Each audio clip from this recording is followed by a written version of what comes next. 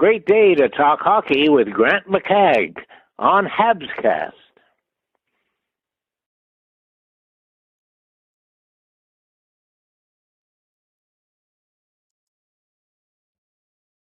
Mr. Saturday Light. That ended up being the highlight of the night, folks. Larry Robinson carrying the torch. Fair to say that the boys let him down, eh? That was, in a word, pathetic. Some nights, and this was one of them, it seems like the only two guys that care some nights are Hudson and Demidov. I mean, they're the future, right? We're 3 years from now. Can't wait to see them, but when it's your 21-year-old and 20-year-old that have to show the way with effort in the most important game of the season, it's disappointing. Wow. 3-1 lead. Chance to clinch and give up 7. You're at home. Crowd's going nuts. Arbor even scores a goal. And I'm thinking, hey, this is pretty cool. The Habs are heading to the Habs are heading. I got to crack a beer. Habs are heading to the Eastern Final. And we see that worst performance, worst 50 minutes I've seen from the club all year after taking a 3-1 lead. It was horrible. They had no jump. Imagine, you have a chance to go to the Eastern Conference semifinal and you have no energy, you have no jump? What the hell?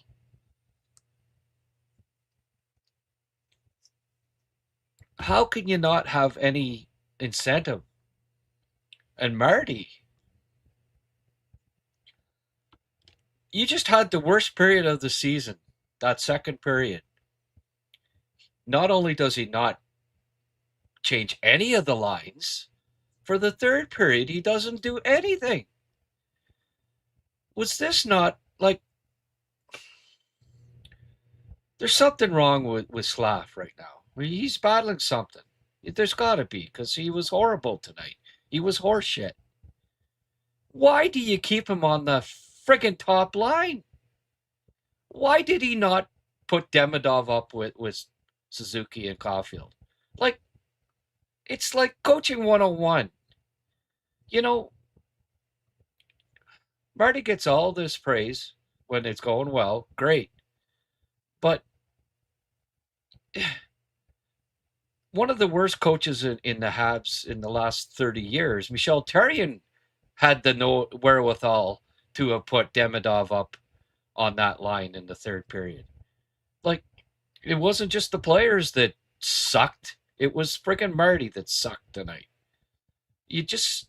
Why do you not change up the lines when it's the season's on the line and the team is playing the worst it's played all year? How can you not change the lines up? It's unbelievable that he kept them the same. We won 3 with it. Well, yeah, but you lost 3 too, Marty, with the same lineup, with the same lines every friggin' game. Shouldn't have lost 3 of the last 6 to this Buffalo team. I'm sorry. I mean, I'll give them a little bit of credit. By the way,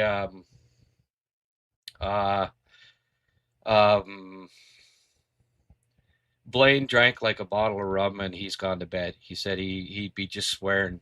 He'd be swearing too much. He couldn't come on. I can't say I blame him. I can't say I blame him because, I mean, hey, I probably don't really want to be doing this either, but hey, it's you got to take the bad with the good. At least in the game 6, the disappointment of the game 6 against Tampa was, hey, they outplayed they deserved a better fate. Well, didn't deserve a better fate tonight. That was what a time to come up with a complete embarrassment of a hockey game. It was just mind boggling. Um, wow. You know, I wish Rick was here. He's rebooting his computer. He said he'll be on here in a couple of minutes, I guess. Um, but no Blain. Not sure you got this, but I never got the link. Could have swore I sent the link. Okay. My mind's elsewhere tonight.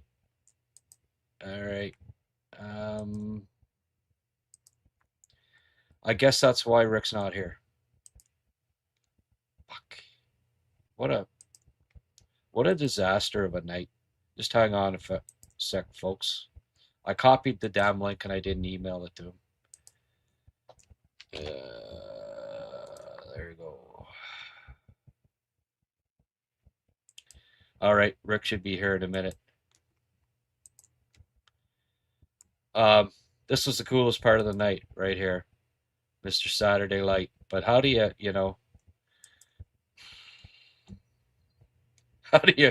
how do you come up with an effort like that?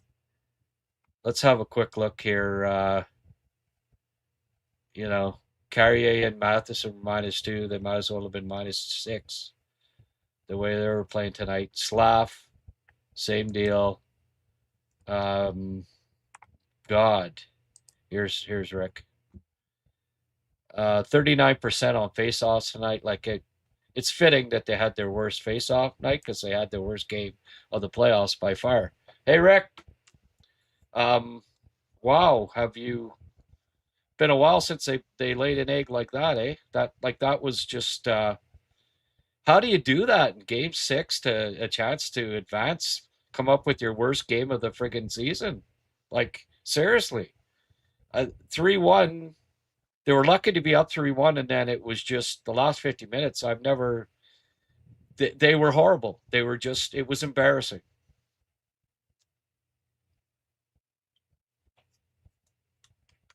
Don't hear you, Rick. I can't hear you. Did you?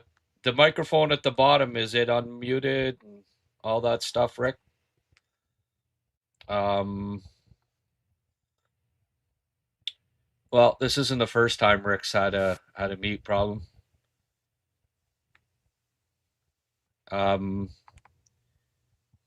Can't hear you. Oh, almost got something there. Nope. All right. Hey, they scored 3 goals and then stopped playing pretty much. Yeah, that's exactly what happened. It was a complete embarrassment. There's no other word for it, really. Embarrassing. And I think I got. Okay, I heard you. Okay, sorry about that, Grant. No worries. Hey, you still had a better performance in the Habs so far, Rick, since you came on. At least I got it back. I got it back together after a while. That's all I could say about it. Right. Oh my goodness. Wow. Like on a night that that we see this, Rick, and then like the crowd was so into it, and it's weird. Like I saw the guys on the bench during the anthem, and I'm thinking to myself, these guys aren't ready for this moment. They all looked like nervous as hell and looking down, and like the look on Newhook's face, the look on Anderson's face, the look on Gooley's face, and then they all looked down. It was like they weren't ready. They just weren't ready for the moment. It was weird. And then they got out to that quick start. I mean, last game, 10 minutes in, Dovish, 25% save percentage, and Alex Lyon says, hold my beer. I'm going to go one better and have 0% save percentage 10 minutes in. 3 goals on 3 shots. And then Luukkonen comes in and he looks like Vasilevsky did in game 6. Yeah.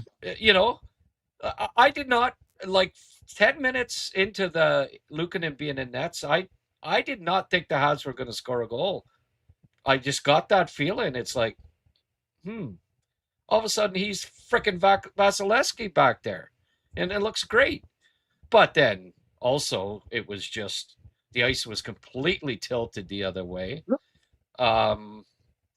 Slav, he's got to be injured. I think ever since that hit, I just don't know. He just hasn't been. And tonight was his worst yet. That giveaway in the first shift. And why did Marty not friggin' swap Demidov and Slavkovsky? Like, am I the only? Is he the only one that didn't see that you needed to do that at the very least? You just had your worst period, worst 20 minutes of the year, and you don't make any line changes? Like, he gave up. It wasn't just the players that gave up. Marty gave up. It was just F from every guy but Hudson and Demidov gets an F tonight. And that includes Dobish, by the way.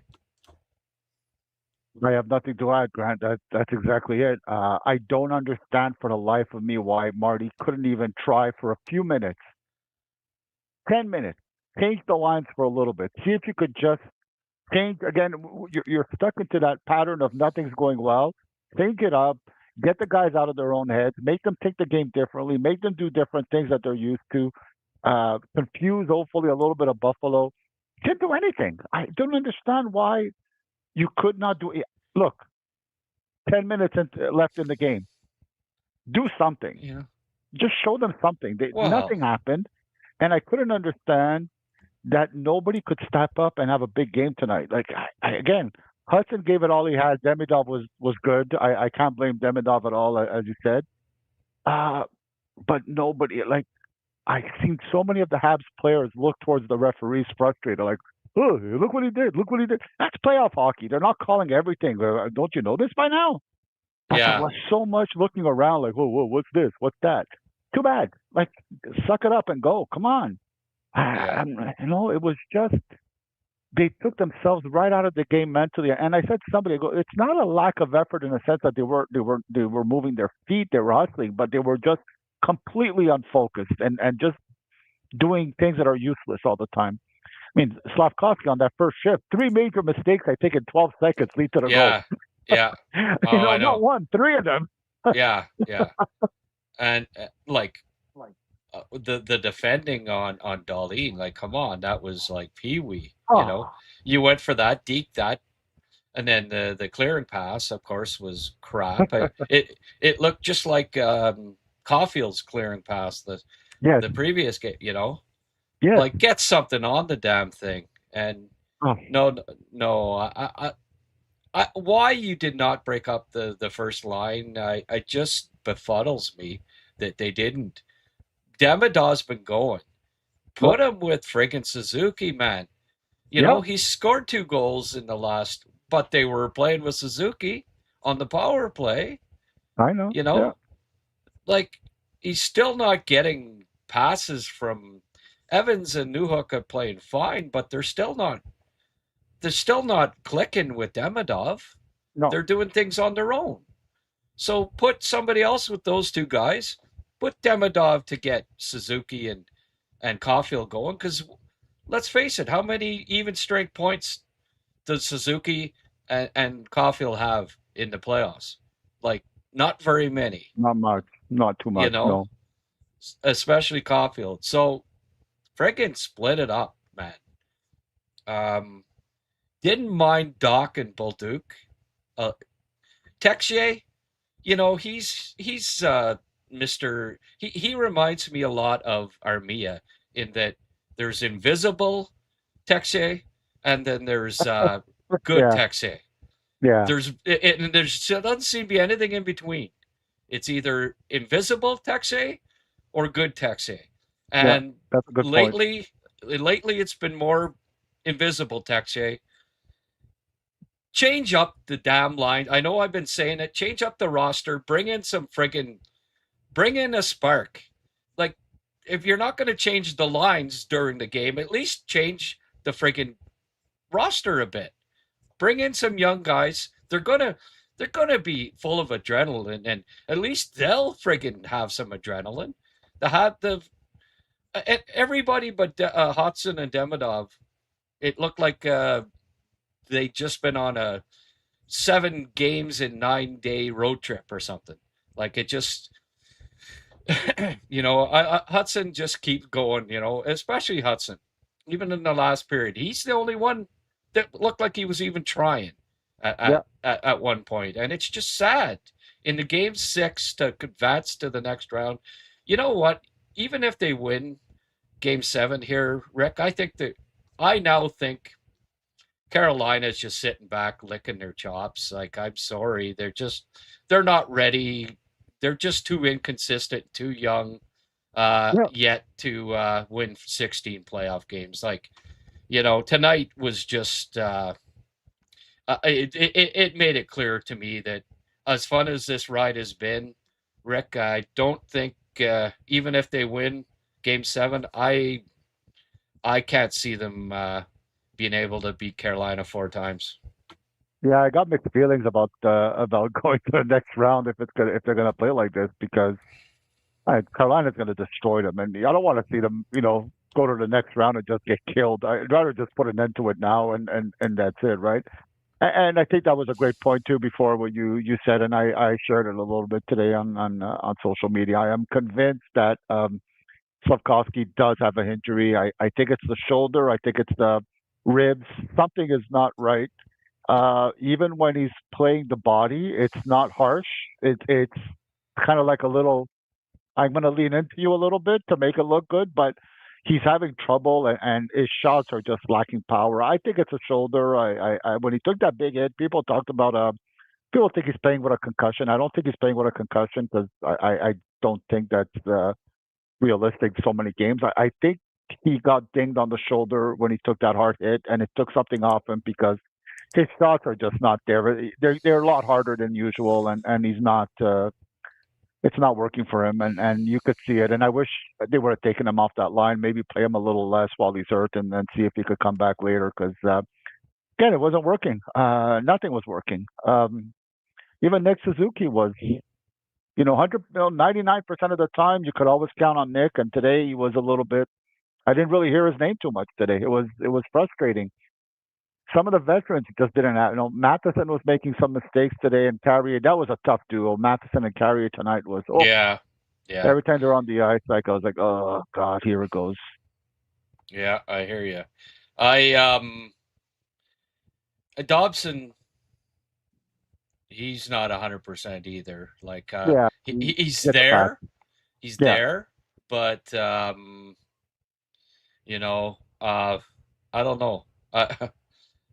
I almost think that he should maybe be sitting out and put Struble back in, or somebody, because he's just Dobson's just there right now.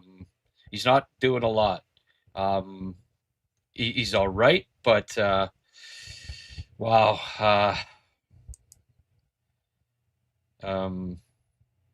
Rick not being able to talk to Grant perfectly sums up the game. Yeah. Pretty much. We'll find some humor in it. Slav is like a ballerina out there, doesn't want to hit anyone. Oh, and the little spinoramas and the back passes and stuff. Rough night for Slav. Like, he's 22 years old. We're not gonna, I'm not gonna bury him. I think there's something wrong. There's something wrong, because we haven't seen this stretch of games where he's been kind of perimeter fancy Dan like this all year. So Jake said what I echoed earlier, what I said. Hudson and looked like they were the only ones that gave a damn. So many passengers, Hudson and Demidov. Didn't mind some shifts from Doc and Bolduc. They're the only other ones I thought that, and again, I'd reward these guys. Like, I'd put, if you're not going to break up that top line, then put Bolduc and Doc with Demidov. Evans and Newhook have been getting points, so keep them together. Give them somebody else, Yeah. but give them a slap and put Demidov up is what I do. But I mean, I don't know. I just like those guys are creating their own uh, offense, however they do it. Just from it's been partly luck, but Evans has been he's on a 5-game point streak or something like that. So he's playing okay, but there's still not. He's still not meshing with Demidov, really. Like it's just he's not a playmaker, and Demidov needs somebody to play with him. I still believe that. Like, yeah, he's got 2 goals, but it wasn't from him passes from Evans or Newhook. It was on the power play, right? No, he's a fourth liner playing the second line minutes, and he's doing good for a fourth liner playing second line minutes, but he is a fourth liner, so you can't expect too much. And Yeah. I think he's just over his head right now, and it's difficult. Again, I know we've talked about it. It's time for Kapanen. It's just that's the best solution they have. Yeah. You could bring in Gallagher too, but I just don't know if the speed will be enough. If we'll be able to handle the speed, and if he could only play 5-6 minutes, not the best thing, right? No. Injury list once these teams are out are quite intense. What the players are playing through in the playoffs is crazy impressive on one hand, but while the other, many Warriors still not soccer. Yeah. Well, every team has injured players. Like I just, personally, I think just taking Slav out of the lineup is not enough. Out of the first line, I would take him out of the lineup. Yeah. That's not going to happen, folks. No. Bring in Gallagher. Oh yeah, Gallagher for Slav. That's Nah. That's the difference maker. I understand the frustration, but that's just talking out of anger. There, we gotta calm down a little bit with that. It's not gonna happen. Yeah. I don't think it's the solution anyway. No. Replace your 225-pound winger with a 5'9" guy. I don't think is the solution, but No. I think Kapanen needs to be in. I'd look at I mean Jack or Beck would give some would certainly add I know they would play their asses off, and I just don't know. Texe, you don't know. You don't know what you're going to get. Are you going to get invisible Texe, or are you going to get good Texe? Game 7, I don't think I'd chance it at this point because we haven't seen good Texe the last couple games. I'd put in he's out for Kapanen for sure. Yeah. And maybe you consider another move, but who do you take out, right? It's not the I think the only one I do is maybe Texier for Kapanen, as you said, but there's I wouldn't do anything else than that. Look, what is Florian Jacki going to bring to Montreal that they're lacking right now? They didn't get out muscled, they didn't get beat up, they didn't it wasn't anything of that. It was a hockey game. I don't dislike Florian Jacki as a hockey player at one point, maybe in the future, but right now he's not the guy. Again, that if you want that, it's just because you want to see some muscle in the lineup, but that's not what Montreal need. They need guys who are gonna skate, go to the be decisive, win skating battles, do stuff on the ice, right? Play with energy. This is a team that was just playing with quicksand. It's like and it wasn't like they were playing in quicksand because they didn't. Again, not because they weren't trying, but they just were lost out there. There was nobody who was able to reel it in and say, okay, let's make something happen. Let's do something. They just got lost, and nobody was able to start to get them out of it. Demidov and Hudson tried, but nobody else was able to, or just maybe the moment was too big for them at the Bell Center. I don't know.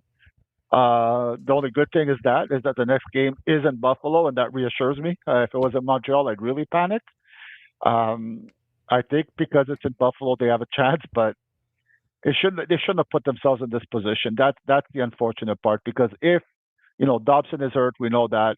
If Slav is hurt, and we suspect he is, they could have used the one less game to play, right? I know that the playoffs are gonna start earlier, but at the very least, every you should be playing less games as possible, not to make it worse. At least that. Now there's another game, which means more wear and tear on the bodies that are broken and injured and not 100%. Yeah, Not good. well, Not good at all.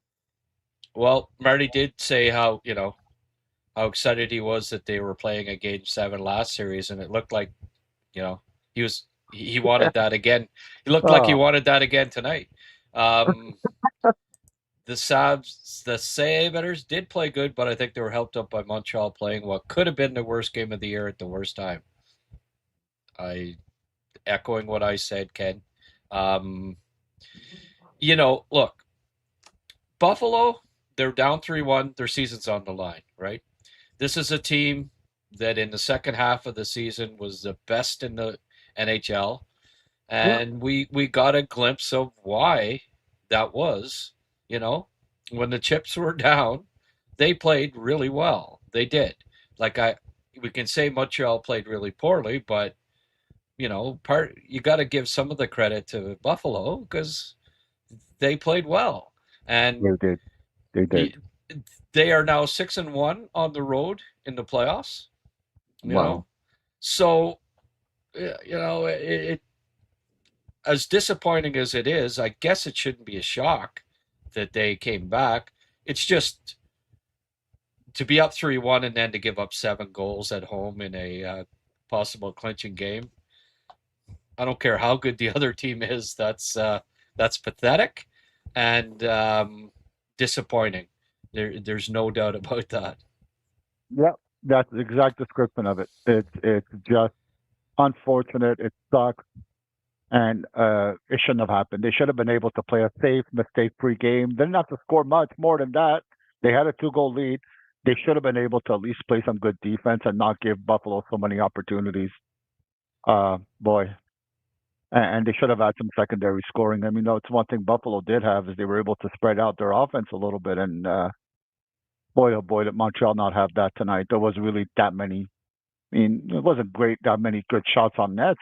The whole game, I'd say there wasn't that many good opportunities for Montreal. That's even the worst part. Yeah. Uh, um, the man-to-man was hard to watch tonight in their zone. Yeah. Whew. Absolutely. The Titanic was never my favorite vessel. Mm, yeah. Um, I think I understand what you're saying there. Uh, was a strange game to watch. Habs were just timid, and so many were lost out there. Oh yeah, Yeah, it Slav was awful. Hmm. Yeah, Rick sounds like he's broadcasting from the dark side of the moon. I hope it's better. This was early on. This was Yes, early yes, on, yes, Rick. yes. Yeah. I was impressed with the Canadians tonight. It could have been about 17-3, but only losing 8-3 was an accomplishment. Participation trophy for them. There we go. Um, you weren't listening to Hockey Night in Canada, were you? No, no, no. I had it on the NBC feed for tonight, Oh, just to okay. get a different point of view. And then I do like Ray Ferraro. He's one of the good ones. So Yeah. it was Well, fine. intermission. No, they're going on and on. They just keep harping on Dovey, and his aggressiveness out there and how just whining about it. And like, hey, come on, like that's the way he is. He's Yeah, got some Billy Smith in him. Was Billy yeah. Smith good in the friggin' playoffs? Like, I liked him. you know, I liked him. yeah, I wouldn't mind. yeah. I wouldn't mind a few Stanley Cups. No, no, no. Um, Marty has to be blind for not seeing The Slav is just not there. The guy mentally is not even in the right galaxy. Everyone can see it.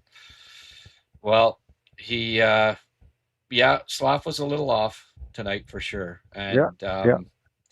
I do think, I don't know why uh, they didn't switch it up, but you know, Demi's going, and you've got him playing with a career fourth line center Yeah. and a guy that may never get 30 assists in the NHL in Newhook. Uh, I just don't. I'm not quite getting it there. It worked. It worked for a few games, and Marty seems to think, I guess, that no matter what, if he comes back with the exact same lineup and the exact same lines next game, like he can't. After that, surely they're going to watch the video on this and say, okay, we gotta make some changes. After that, I mean, I've harped on it a few times, but the last time the Habs won a cup, Jacques Demers, even when they friggin' lost or won, he changed the lineup. If a guy wasn't going, 100%, and it makes you accountable. Like these guys, like they're probably thinking tonight, well, doesn't matter if I mail it in. I'm not going to come out of the lineup. Marty's going to keep the same lineup. It doesn't matter. So I'll just dog it tonight, and I'll still be playing next game. Well, if you don't, if you're complacent, if there's no fire lit under your ass, if you're not taking off like even just to take Slav off the top line to say, "Hey, big guy, wake the fuck up," you know. But I don't. I'm sorry, Marty got an F for coaching. He's got an A's, and when he's good, I'll praise him. But tonight, F. He got an F on my score sheet tonight. Well, the thing is, Slav is either not playing well and it's hurting the team, or he can't play well because he's injured and it's hurting the team. Either way, it's hurting the team. You got to do something. If he can't play well enough, you got to move him down and put him against lesser matchups and give him less responsibilities because he can't handle it right now. That's just the case. The other thing too is Marty often talks about you got to play the game that's in front of you. Well, you got to coach the game that's in front of you too, right? Nothing is working. Again, even if you do it for a few minutes, 6, 7, 8 minutes for a little bit, change up the lines, snap the players out of it, make them, just get them out of their funk a little bit, out of their comfort zone, and then you come back after. That might be all it takes, but do something because there was just like, if they were having opportunities, I'd say okay, but they were having none. There was nothing going on, no sustained pressure unless they were on the power play, and even that wasn't great. But there was nothing. Um, Guys were static, and you could tell guys were nervous because a lot of pucks were bouncy were on the passes. They were no not able to corral the passes well and not able to move it well. But they got to be able to get out of those things, and sometimes the coach needs to help them by changing up their who they're used to playing with and get them out of their comfort zone a little bit. Yeah, I agree 100%. Um, Dawson is playing with one hand. Yes, he is. Yeah.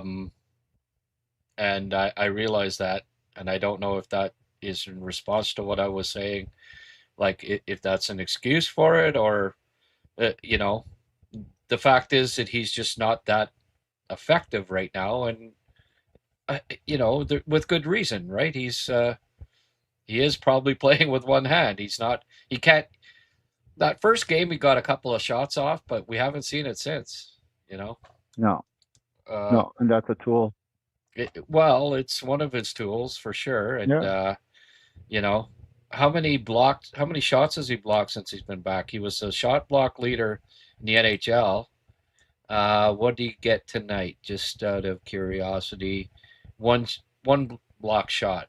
That's about what he's been getting since he came back. Well, most nights there, before the injury, it was 4 or 5 block shots a night, a lot of Yeah. nights. So, he's just, and I'd be a little leery too if I broke my hand from trying to block a shot. You know, might not be quite as gung ho to be getting in front of shots, but Tage Thompson 4-point night. They put you know Lindy Ruff changed up his top line, and what happened? They friggin' he put the three guys that are playing the best on a line together, and geez, what do you know? They're really good, right? Hey, What a yeah, concept! Put the guys that are playing the best together on the same line. I Uh, know. you know. Anyway, outcoached tonight. Outcoached Yep, by the old vet. You know. And then yep, last game, I said, well, we know why one guy's got the Hart Trophy. You know, and I was giving the kudos to Marty. Well, tonight, Lindy gets the kudos for having the absolutely. wherewithal to friggin' put together, you know, change his top line because Krebs and Tuck weren't doing it. So he says, okay, I'll get Benson up there. I'll get Norris up there. They've been playing well. And with Thompson, and voila, they dominated every shift almost that they were out there against the Habs. Hmm. When when uh, when Benson scored that goal, I that's when Jesus, I didn't feel good because it seemed like Luukkonen was on, the Habs were completely flat. Uh, the broken stick, and then the typical broken stick thing again and again and again, and it kills the Habs. I don't know how often too, the broken stick, but you know at that point I had a bad feeling, and but then they scored five more. I mean, I didn't have that bad a feeling, but Jesus, that's just how do you give up eight in a game six when you can close it out? It's just it's mind boggling. Don't get it. I don't get it. I don't understand what's the problem with them playing at home and what changes in their minds. Why can't they? Is the moment too big again? Is the noise Yeah, around the Bell Center affecting them? Or, as you said, when the game started, they looked like they were worried. And my gosh, you should be feeling confident after the last game and playing at the Bell Center and the energy of the crowd, and they don't have that. Uh, it's just a lot of skating around for nothing. Sometimes I found too. I saw too many guys not really around an opponent, not really open. Their sticks were not down. They were just floating around and like, what's the point now? Right now, what is the point? What are you trying to accomplish right now? And I couldn't figure it out sometimes what they were doing. I see so many guys skate by the front of the net, do like a little skate by with their sticks way up to here almost. I go, no, like little basic, the very basic hockey things were forgotten tonight, and that was just not good enough. yeah, Just not good no, enough. no. Um, you know, I don't know. Like I said, it almost when they looking at the looks of them on the bench and at the start of the game, it's almost they look a little overwhelmed by just how, the crazy atmosphere and the pressure of having to perform. When a legend comes out and he has the torch and and everything, it just seems like it backfires. Like I don't know, like we're talking about guys coming out and you know, maybe maybe they should like bring PK out the next time and instead of with a torch, pour a bucket of water on the players on the bench. The opposite, douse the flame. Like, Yeah, wake yeah. up, guys. You know, Or maybe just not do anything next time. Have guys start the game as if nothing's going on. Just yeah, the national anthem, drop the puck, let's go. Let's pretend it's a regular season game and yeah, not yeah, focus yeah. on anything anymore. Or come out with the torch and go play hockey, guys. That's They're it. just Just just go play play the hockey. game. Yeah, yeah. Um, I don't know. It's great theater, but it doesn't seem to be working. Um, It doesn't. What an epic collapse by the Canadiens tonight. How does this even happen? Search me, man. You got me. You got me. Why isn't Kapanen playing though? If he was tired, he should be rested by now. Oh my goodness. Yeah, he was great defensively all season, especially on the PK. Second most even strike goals on the team. Still, 2 rounds into the playoffs, counting the playoffs. Ah, boy. Cool Hand Luke says better with Struble in the lineup. Dobson at 75% isn't cutting it. Yeah, I wouldn't have minded Reinbacher in for Carrier tonight either, but we know that's not gonna happen. No. I'm down for the season. Signing out, Grant. Just came in real quick to say that. Yeah, well, there are some disconsolate people. Hudson has a playoff beard. Wow. Laner's trying. Some people grow a playoff beard. Hudson grows a playoff peak stubble. a little pre-adolescent little hairs there. I think Slav should shave off that monstrosity for a beard too. Like, I'm sorry, buddy. Patchy, they start calling him Patches instead of Slav. Frig. Looking for suggestions on how to release my frustration from this absolute gong show. I think somebody suggested sativa. Drum dude, sativa? I don't know what that is. I don't know what that is. It's Happy Hay there, Rick. Okay. Hippie lettuce. The old hippie lettuce. Okay. Yes. Okay. Yeah, I've got a little. I've heard that's what they tell me, anyways. Don't forget how good a team Buffalo is. You want Game 7s, especially when young. As a Hab fan, you want to win quick. As a hockey fan, I love this series. Yeah. Oh, okay. No Sabres players make me clench quite like Benson. Yeah, small guy casting a large shadow. Well, he is a lot like Galley, young Galley, and Marchand. Definitely some. Buffalo's faster, needed Engstrom, Reinbacher, Matheson, Carrier, Dobson weak defensively. Yeah. Maybe. Hey, Brad, I think we forgot to there. I thought we had forgotten to thank. My apologies. I thought we had forgotten to thank Sheldon because he passed by before. Sorry about that, Grant.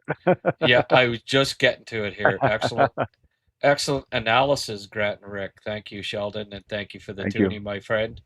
Helped to pay for my laptop that is coming someday this week. New laptop. Oh, good. I want to ask Mark about it there, whether he thinks it's a good one or not. I don't think Mark is even on board tonight. He's probably like Blain, by the way. He showed me about. I don't know if I can. Let me just see here. He was going to bed. He said he didn't want to come on because he'd just be swearing the whole time. That's how pissed off he was. But there. That's how much he left in the bottle of rum, and he was heading to bed. So, we thought Liam was entertaining last weekend when he came on. I told Blain, well, hey, man, we need you here for the entertainment, but he was already in bed. I came down. I don't know about you, Rick. I didn't see the last 4 minutes. I didn't see the 8th goal. I was already down here getting set up and ready, getting ready for the podcast because I'd seen enough. So apologies for me not recapping the last 4 minutes of the game. Rick shot from far. I think it hit Matheson's stick, and the stick broke, and the puck went in between the legs of Fowler. It's a typical goal for tonight, basically. That's all I could say. A typical tonight goal.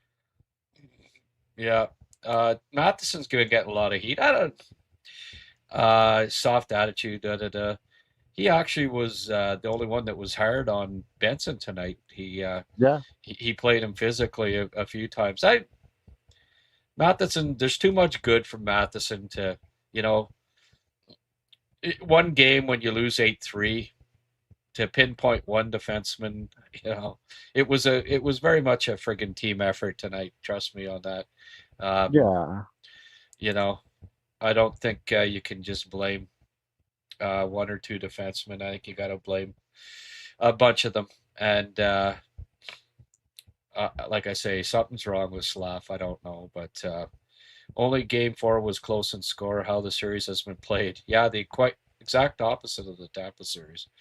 One of these series, game seven, will be wild or a 1-0 game. I don't know what to think from these young bucks on both teams. It's hard to predict what's going to happen, Rick. It's going to be Luukkonen and Dovish and Nets. I think yeah, we can predict that. yeah. I don't think Suzuki and Hudson will come out of the lineup. I think they'll play next game. What else can I predict? I was being a little obvious there. It'll be a roller coaster, just like this entire playoff has been a frickin' roller coaster. Uh, can Yeah, can Montreal beat Buffalo again at home? I don't know. It's uh, th- I I felt I felt more down. I didn't think that Montreal was going to beat Tampa after losing Game 6 last time. Uh, Going into Tampa, that veteran team, Buffalo. It's hard to say. I mean, they've been as inconsistent as the Habs have been. You just don't know. There's yeah, good, exactly. there's bad. Yeah, Uh, what I suspect is one team will play good for a while, the other team will suck, then it'll switch, and the momentum will go back and forth, and may the luckiest team win. It'll probably come down to a bounce off somebody's head or something. I hope it's close. If you know, if Buffalo wins, I hope it's at least close. I don't want them at to least. lose 8-3 again, but Yeah. I wouldn't have an issue with Montreal winning 9-0 either. And that's the thing, Grant. There's reason to think that Montreal will be playing awful again because of today's game just really, was Yeah, so bad, and it feels like everybody's lost, and it'll take a while for them to get it back. But then again, they often play their best games after a bad one, and they often play their much better on the road. So they could come back and they could win 7-1, and we could talk about, hey, what a great team! Maps were amazing tonight and dominant. I have no idea. It's that is the mystery of young teams. It's the inconsistency from game to game that is, and it's all. I think it's always going to be like that. I don't know what we're going to get. I'm hoping that Montreal will come at least play a good game and end the season on a high note that way. And maybe I'm overly optimistic, but I do think that they're going to play much better today. And maybe Buffalo had all their puck luck tonight in one night, and they wasted everything they had left, and they have nothing left anymore. I don't yeah. know. Maybe. Well, what Doby's what 6-0 in after losses, right? Yeah. So there's that. Like Yeah. I expect Dobie to be good next game. Oh yeah. Sheldon, I agree on 100%. They lost focus. When it was 3-1, they needed to batten down the hatches, and they did not. They played loose. They played undisciplined. Just they played dumb, and like when they were up 3-1. And this is a learning lesson for a young team. Like they're learning, it's not easy to win a freaking playoff series. You Yeah. know, Yeah. I thought Tampa had taught them that lesson well enough, but no, apparently not. And it may ultimately be best for their future for them to end up losing this after being up 3-2. You know, because I don't see them beating Carolina the way the with how inconsistent they are. So maybe losing this series after being up 3-2. In the long run, will end up teaching them and helping them in the future more than if they can somehow squeak through this series and then lose in 5 to Carolina or whatever. I mean, would they win more than one game against Carolina the way they're playing right now? Like the inconsistent, the leaky defense, it just it's I find it hard to. The Carolina's such a well-structured team, right? Um, And they're hard on it's you, right? They don't give you a yeah, second to breathe. And if for a team that makes a lot of defensive mistakes on their assignments, gosh, that's really the worst thing, right? yeah, and Carolina, like, they get a lead and that they've got they've got a fervent fan base too, and it's tough to win in Carolina. You know, Yeah. Montreal. Um, we'll see. We'll see. I mean, obviously, I want the Canadians to win. I want them to win, but um, I'm not going to. I'm not going to be doing cartwheels if they make it to the next round because I know that they're going to be in really really tough against Carolina. Not that they can't beat them, but and I mean the first period, and I tweeted out, and I mean the tweet looks stupid now. Not the first time I've put out a tweet that ended up looking stupid later, but um, I said this is when they were rolling there, when they went up 3-1, and the passing and they were just there's so much skill on this Habs team. I said this is the most skilled team since the '70s dynasty, the most skilled team, and that might still be true, but you know, skill doesn't skill only takes you so far. You have to play structured. You have to play well defensively. You have to compete for 60 minutes, and or you don't win at playoff time. And I don't care how friggin' skilled your team is. It takes many different facets. Many different areas of your game have to be really good to win even 2 playoff series. Yeah, I mean, there's so much to learn come playoff time, right? When nothing is going right, and how do you get over? How do you find the confidence? How do you find the mental approach to deal with it? And maybe Montreal doesn't have that. And in the past, it might have went okay when Dobish basically saved their hide by being phenomenal, but you can't be phenomenal every single game, night after night after night after night. Once in a while, the goal is going to be just pretty good.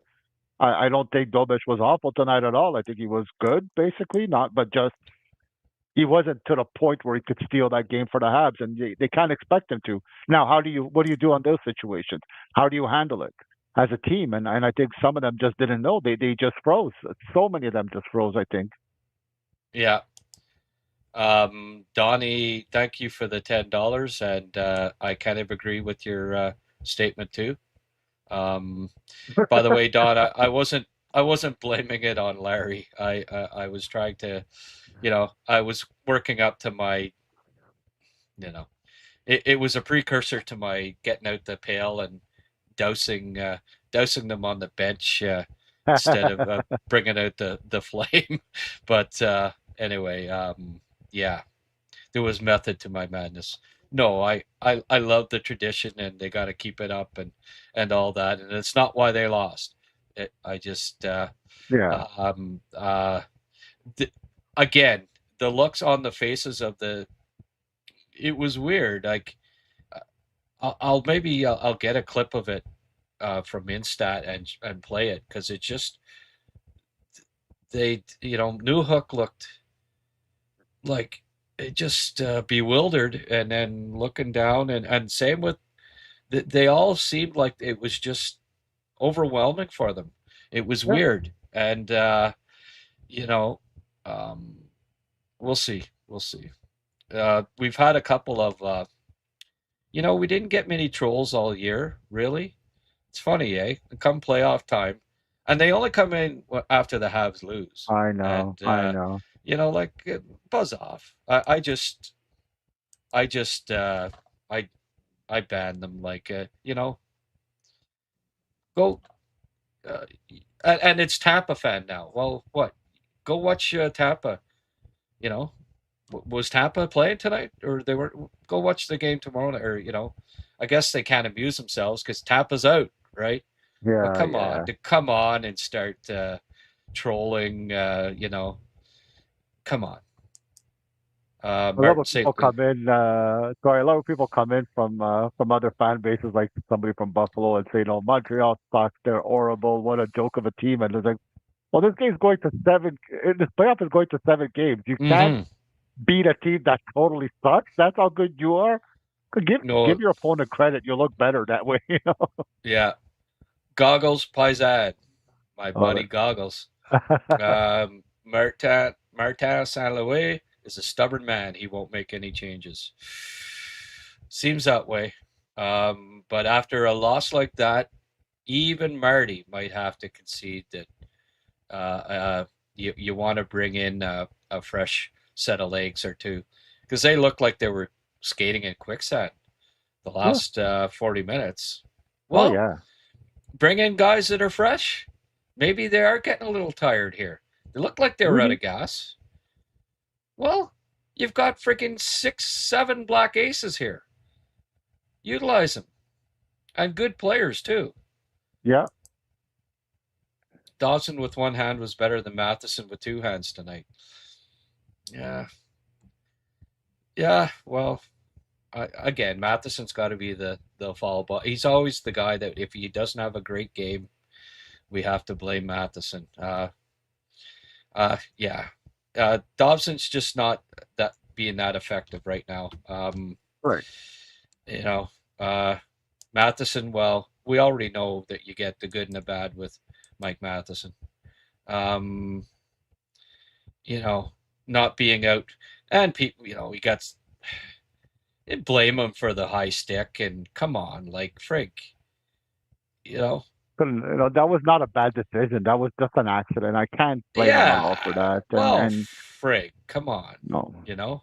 It, it uh, how many high sticks of sticking penalties have the Canadians got in the playoffs? Like 100. I don't see anybody getting, oh, but if Matheson does, oh well, the guy bled. Okay, so again, that's his fault too. It wasn't even like he barely grazed him, and it happened to cut his lip. I mean, that's bad all. luck, bad Yeah. luck. And they scored. Well, one of the reasons why they scored, because their best penalty killer defenseman was in the box, Matheson. Yeah. So, anyway, let's have a quick look at the stats. And Yes, sir. uh, Jake Evans, 2 more points. I don't know. It's a little befuddling, but keep it going, Jake. Slav apparently had three. Slav apparently had 3 shots on net tonight. Newhook 3, Yeah. Demidov 5. Um, Wow. that one timer finally. I know last game I'd been kind of. Dobson led the way with 25 minutes tonight. By the way, Wow. 2 hits, 2 giveaways. I mean, he wasn't awful. There's a little something you can tell that he's nursing that injury. Yeah. And they're not going to take him out. I No. doubt it. I doubt that very much. But I just it's clear that he's not 100%, and that's too bad. Yes. Yes. Um, He's giving what he can with what he could do right now, and I can't expect more from him. I'm not gonna harp on his performances right now. I think that'd be very unfair. yeah, nice, nice for Arbor to get one. Yeah. Lukanen, and it's funny, and it wasn't on one of his 107 mile an hour slap shots either, right? It was. I'm happy uh, for him. I'm very happy for him. He's had a great attitude every time. Not easy not to play all the time, and often to be blamed or often to be having to play that tankless role of trying to police when the referee seems to be harder on you than anybody else on the ice. But Yeah. he does it with he's a great teammate, and I could see why the players love him so much. It was fun to see. Yeah. Yeah. Spoolie says, I want Cappy for someone, for someone, pick one, fresh blood energy. I couldn't agree more. Yeah. 10 shots in the last 2 games for Demi. Nice to see. Yeah, it was. Arbor deserved that goal. I was happy to see that. Yeah, the big smile on his face there. The crowd going nuts. And, it really would be too bad if that's the last home game of the season, eh? Boy, what a way to. And I guess there'll be some inspiration in that regard, too. Do the Habs really want that to be how, how their send off from the Hab faithful, Yeah. letting in 8 goals in your last home game of the season? Boy, that if that doesn't inspire them to get their butts in gear the next one, I don't know. Yeah, that's true. That's a good point. They got to be thinking to themselves, we got to come back and play another game in Montreal. We just can't accept this. This is No. our home. This is our fans, and we have to do more. John Gotti. John just sent me $2 from the hell, I guess. Yeah. What an embarrassment. Can't go back. Leave Canada. Okay. As somebody said here, I thought you died in jail a few years ago. Yeah. Lame. Yeah. Lame and stupid. Yeah. Sorry. Right. But I'll take the $2. Thank you. Yeah, well, yeah. At least we aren't the stinky old Leafs. Yeah. Some of us might not make it to Game 7 of the finals if this team keeps trying to give us all heart attacks. Yeah, I know. Oh, boy. Blaino out, bring in Gallagher. Woo! Yeah. Yeah. Maybe. I don't think Gallagher. I just don't think Gallagher would be. But then again, we say that, but every time he comes back after a week or two off, he has a really strong game. But the problem is he only plays. I don't know. Maybe it is a good idea. I don't know. Has he been out 4 games? Yeah, he's been out 4 or 5 games now, I think. So maybe it's a time to bring him back. He scores every time he sits 4 games. So yeah, I gotta admit. I'm having another one here. I don't think Mark even showed up tonight. Can't say I blame him. Nah. He's in bed with Blain, finishing off his bottle of rum. I stayed away from the alcohol tonight. I figure if I start having 1 or 2, I might have a little bit more. Yeah, no. I waited till post game. I'm gonna have a couple, but that's I brought down 3, but I don't think I'll be having 3. What's Saturday night? Midnight? You up for a little longer there, Rick? What's the? Yeah, we'll do another 5-10 minutes, my friend, and then I'm gonna go to sleep. Hey, Mark is here, by the way. Oh, he did show up. Yes, I'm here. Yeah. Awesome. In cloud of sativa there, Mark, or what? Mark likes his gunge. He's not a drinker. Now you know what sativa is, Rick. You're learning something that one tonight. out. Yeah, I did not know that. Again, don't partake. No kidding. You don't know what sativa is. Well, I've tried to partake twice in my life, and both times I was laying in bed sick to my stomach. My stomach can't handle that stuff, so I go, you know what? Hey, this is good enough for me. It's not for me.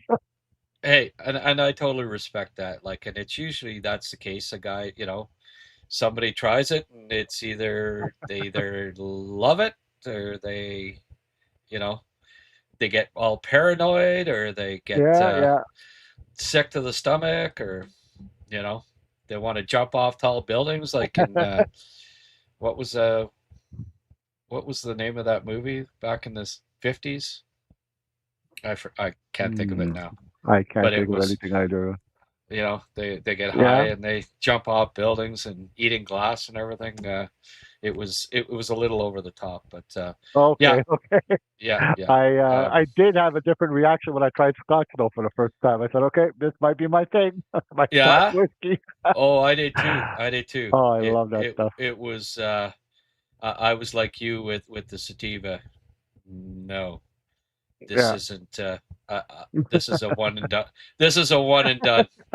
Um, I probably got sick too. Um, Not sure how much Marty trusts Valeno. He's played less than 10. Yeah. Cappy hit on Marty's wife or something not to get a shot. Yeah.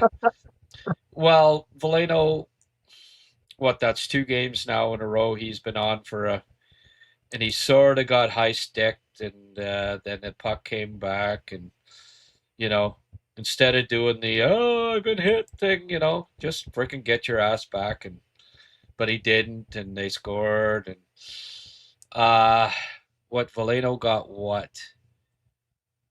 tonight? 9 minutes and 59. 9:59, so Yeah. 10 minutes. And what about Texaco? 13. Well, it'd be one of those guys. I personally, I change them both up. I think you need. I think you need to uh, alter things more than just one guy in at this point. After an 8-3 Yeah. loss, I'd bring in two, and I'd take out Texier and Valeno, and Yeah. either Beck.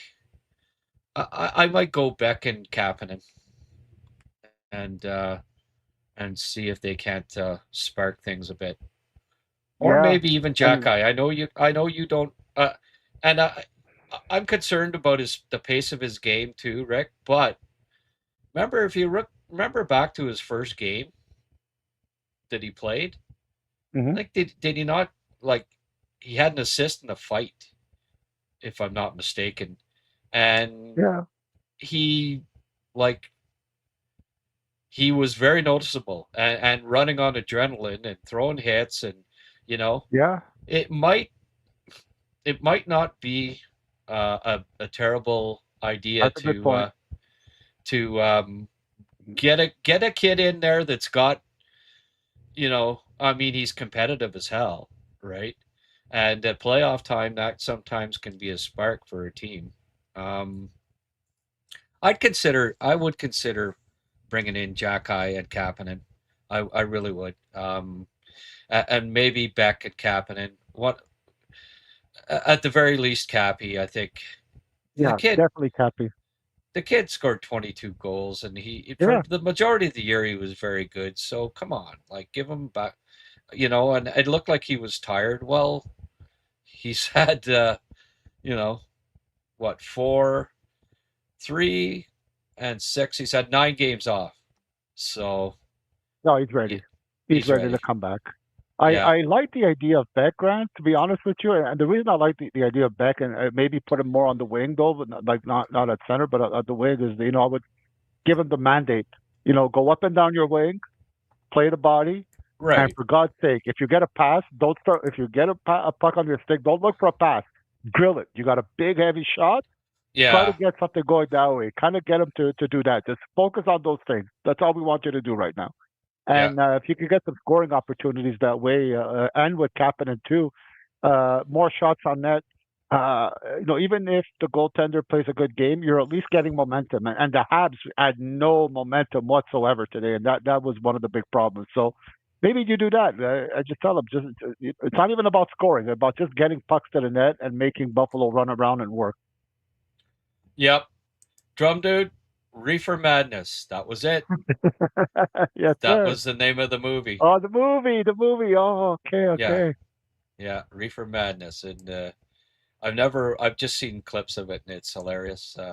Tough one, guys. Keep your heads up. It's not over.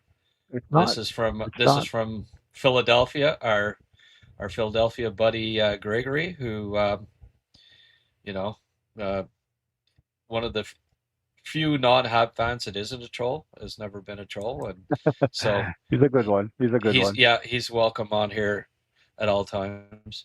And Deuce, People get way ahead of themselves after the last game, but momentum doesn't mean squat from game to game. Not doesn't seem like it is for the Habs this year. We'll win Game 7. Well, I'm not. I don't know what's going to happen at this point. Game 7. No. If they play like they did against Tampa in Game 7, I don't think they'll be winning. I think what they have, like 10 shots the whole game or something. 9 They didn't shots. have I think it was much. 9. 9 Yeah, shots. 9. I think it was 9. Oh right, Marty thought it was 10, and then they corrected him and told him it was only 9. Go Habs, go win game. Sure.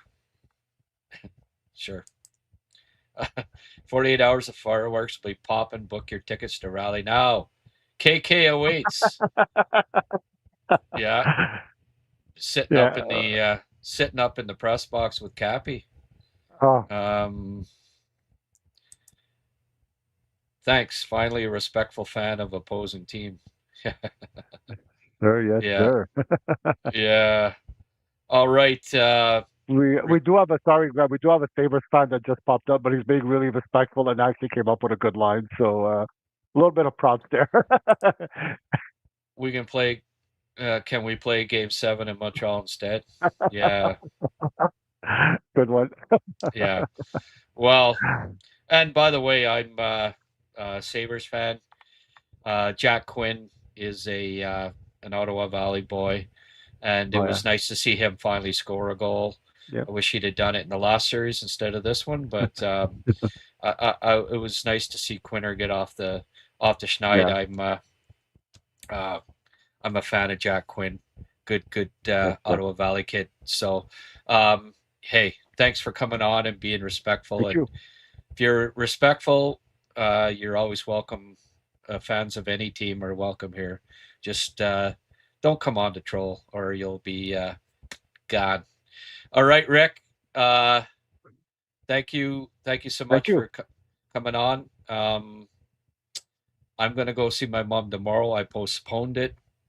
I was busy getting my laptop ordered this morning and all that stuff. So I'm gonna go see her tomorrow. Monday, I'll be I'll be looking for you. I'll be here. I'll be here, Greg. You have Monday off? Yes, I do. I do have Monday off. Okay. Well, we'll see if we can't get you for a little pregame chatter, and Absolutely. and we'll talk about how exciting it is that Cappy's going to be in the lineup. Okay. Absolutely. That's great stuff, Greg. Thanks very much, and thank you everyone for being a part of this. Thanks, Rick. Have a good night. Thank you. Good night. Okay. All right then. So, Mark, I got a 16-inch Alienware. What's it got?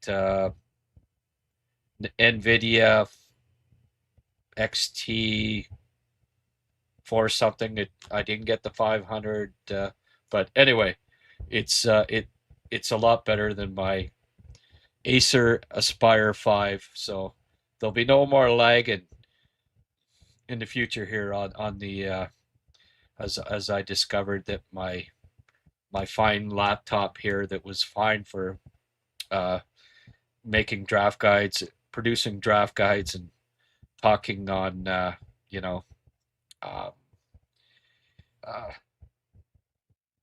browsing, texting, all of that stuff. Tweeting is what I meant to say. Yeah, my Acer Aspire was fine for that, but I needed now that I'm a podcaster here full time, I needed to get a bigger, better machine, and we're looking forward to getting that this week, and hopefully there'll be no more sound issues, technical issues as far as the things lagging. So all good.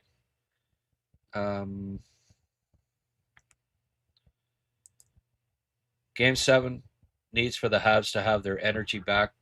This needs to be their best effort in the playoffs. I agree. So I do.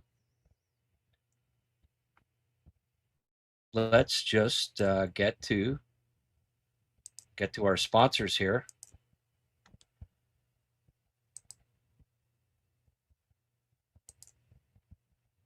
Next Level Hockey, folks. You know them, you love them. Get your kids, get your grandkids, get your nieces and nephews.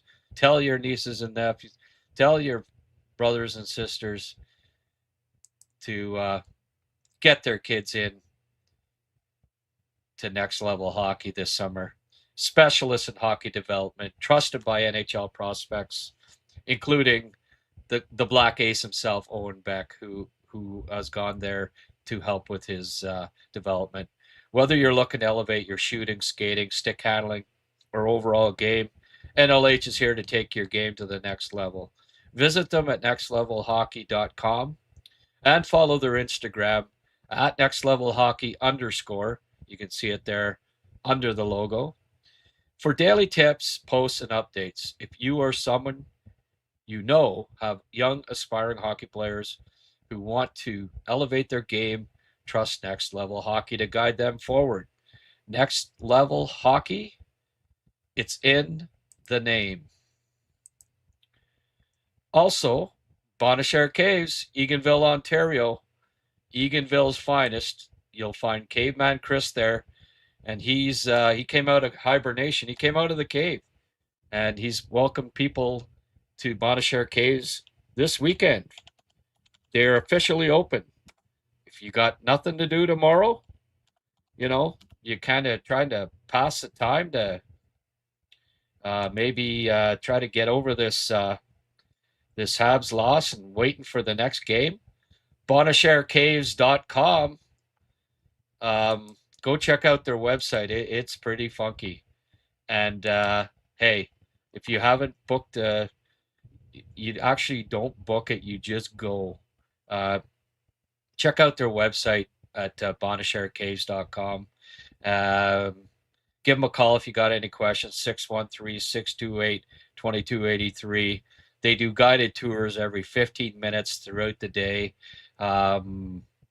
Great place, great atmosphere. The staff is fantastic. Chris is, he's in the same echelon of nice guys as Rick. Like two of the nicest guys I've ever had the pleasure of befriending. It's a private, family-owned business run by hockey fans. An hour from Ottawa, in the beautiful Ottawa Valley. Go check it out. You could do it tomorrow. Take your mind off of this horrible loss, and enjoy it, because it's a beautiful tourist destination, and I highly recommend it.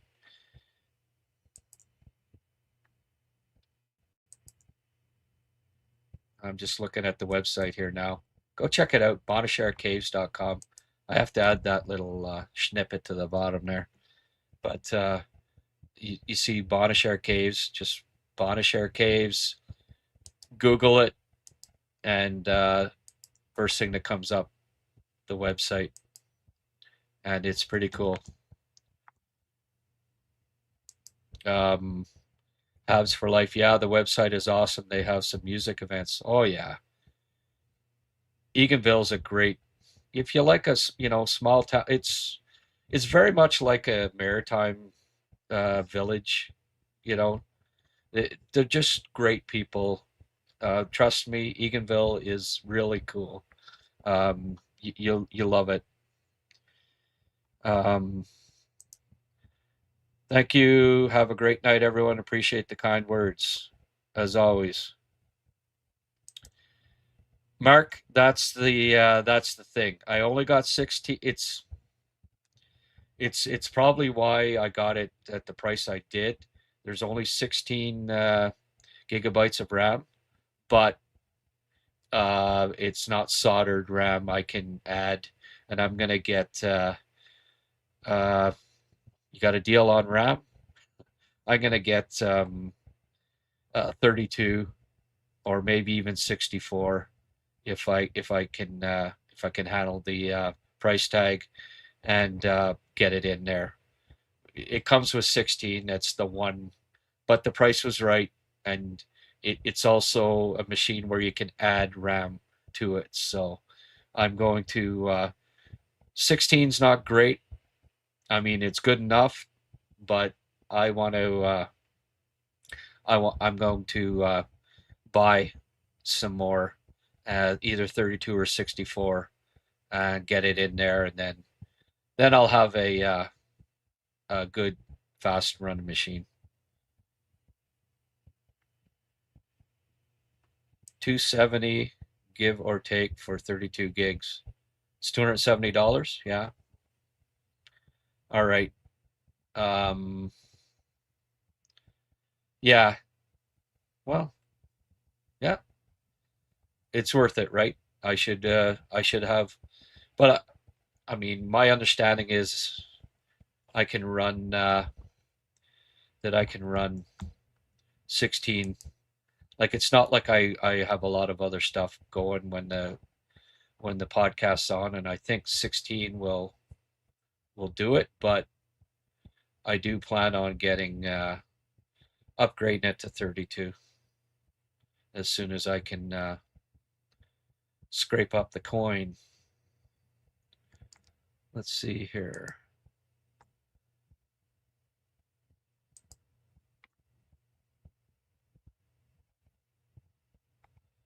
Yeah, Alienware M16R2, NVIDIA RTX 4060, Intel Core Ultra 7, 16 gigabytes RAM, 1 TB, 1 terabyte NVMe SSD. So it's also, I can add I can add 6 terabytes apparently of SSD if I want to. And I can also add RAM to it.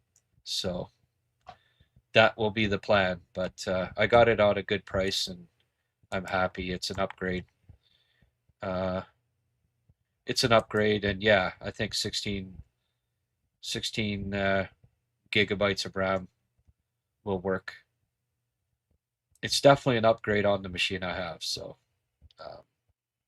I also, as I said yesterday, learned that my ring lights, I've got 2 now. Plug them in. Plug them into not into the laptop. That helps. Headphones helps with the lagging. Um, yeah, I'm learning slowly but surely all the ins and outs. Will be a lot better than the Acer, but Alienware is not what it used to be since Dell bought them. Oh well. Like I say, $1,200 or whatever. I'm happy. It's a good upgrade for me at a reasonable cost, and it'll only cost me $300 to get RAM, and then I'll have a fine running machine.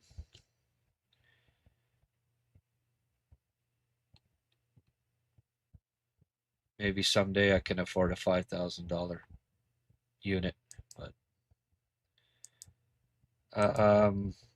Rick, you and Grant and the chatters are keeping me sane tonight. There we go.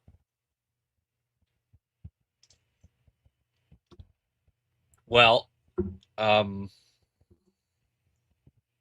hey, tough loss, right? But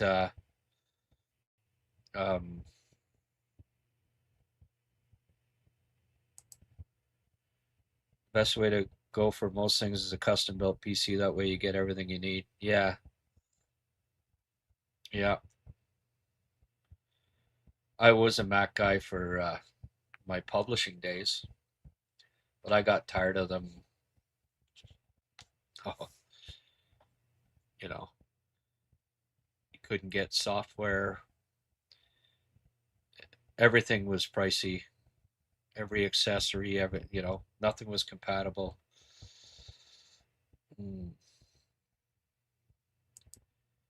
Except you can't bring a custom PC up to the couch. Yeah. Oh well. Hey.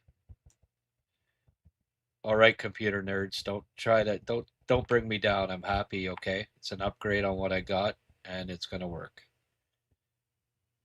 Nothing. Only thing worse than um, music snobs is computer snobs.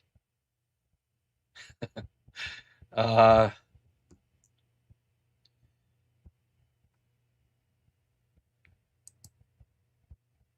it was crazy. What was crazy? Dovish isn't broken. No, he's not broken. No, can't get two down. Again, it's one loss, right? What's one loss? Doesn't matter if you lose 14-1. It still only counts as one loss in the column. They didn't get eliminated. Yeah, see, that's what I want to hear, Mark. I'll be happy with the new PC, as will we. Yeah, yeah, yeah. And I'm happy that it didn't cost me $3,000 either. That's an important factor too. um, so yeah, I'm not gaming on it or anything like that, so I don't have to have, you know, I don't have to have a fantastic computer. Just one that won't lag. Dovish was due for a stinker. Yeah, and he has it out of the way now. Well, I believe he's 6-0 in bounce back games after a loss. Save percentage about 930 or 940. So yeah, if he keeps that up, right, he'll be 7-0. So I'm not too worried about it. Mark thinks they should get Cappy in. Blaino can sit. Yeah. Uh, I watched a bit of Vinny Rohrer today. He's playing for Austria at the Austria won today. He's playing for Austria at the World Championships. It's kind of weird not to see too many Habs and Habs prospects playing at the Worlds, because usually this time of year there's a lot of them available. But hey, Habs are still going, so that's a good thing. I'd rather watching them play in the NHL playoffs than playing um, in the World Championships. My feelings too, but who knows what Marty is thinking? No, he's watching Kramer. He's watching Kramer right now and getting some inspiration. I don't know. I don't know if Kramer Cappy fan or not.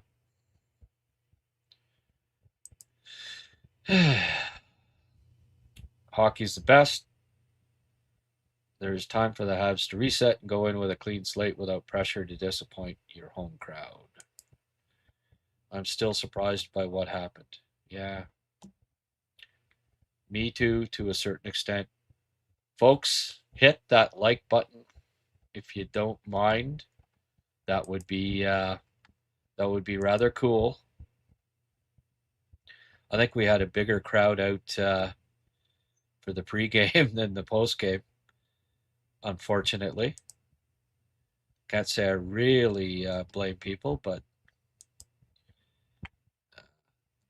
kind of like Blain went to bed with a bottle of rum in there. Just don't spill it, folks. I just want to see here how many likes we've got so far.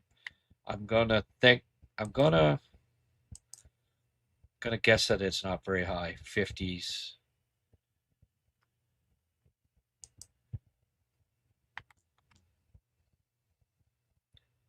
49. Not even 50. Well, I'll make it 50 then. The big 5-0. Yeah. Not exactly Not exactly a bunch, eh? Okay, well, I get it. People don't want to be putting their thumbs up right now. Mark, did I just see an orange note from you? $20. Thank you. Let this brighten your night. We will win game 7. Yeah. Well,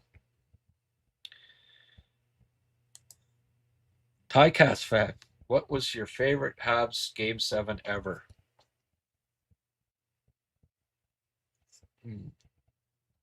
Oh, Montreal, Chicago. Habs were down 2-1. Henri Richard, if I recall correctly, popped 2 goals. Looked like they were down and out. I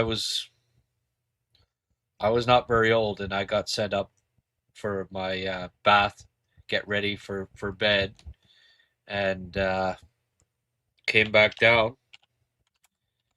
And what looked like the Habs were going to lose it, and they pulled off a miracle. Let me just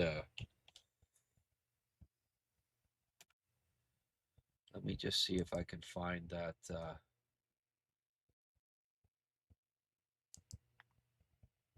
Al McNeil was the coach, and he didn't get along with it. Didn't get along with Henry.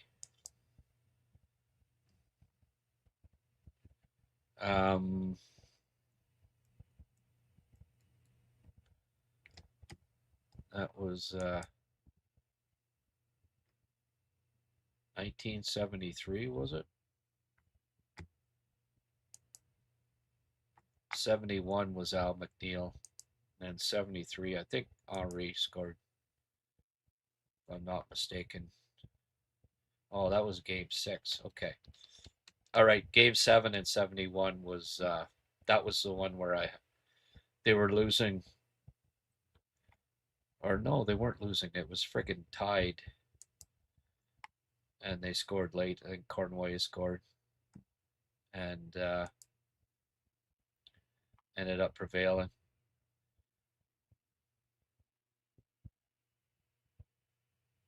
Huh.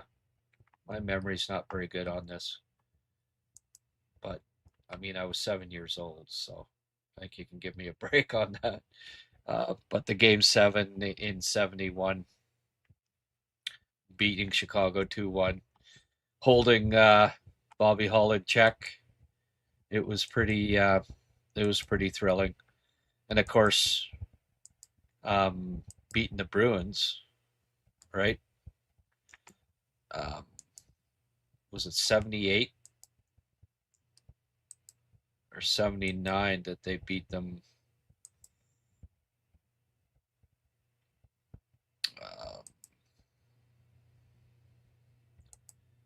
They beat them in 6. Okay, in 78. It was the semifinals over the Bruins. That was my favorite. The semifinal against the Bruins. I mean, anyone that in 79, right? Fourth year.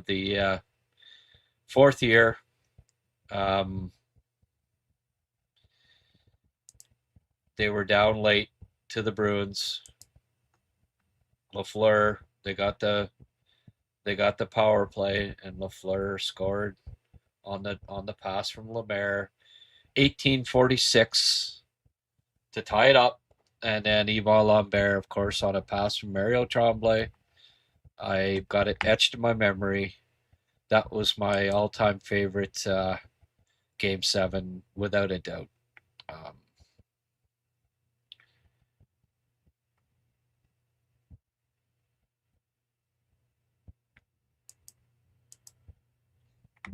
Beating the big bad Bruins, Don Cherry. The Bruins got a too many men on the ice penalty, and at 17:26, Lafleur scored at 18:46 and tied it up when it looked like the 3-year cup run was coming to an end. against Boston of all teams, and Middleton had scored at 16 minutes to put them up, and I thought, okay, looks like it's ending here, folks. Of course, it was in Montreal, the Forum, and Lafleur with that slap shot beating Gilles Gilbert. Complete drama. There'll never be, for me, there'll never be a more dramatic Game 7. I'd be I'd be shocked. The trend needs to continue, which means we win the next game. Still haven't lost 2 in a row. No, frig. The Habs have lost 2 in a row twice since November, and both times it was in the regular season.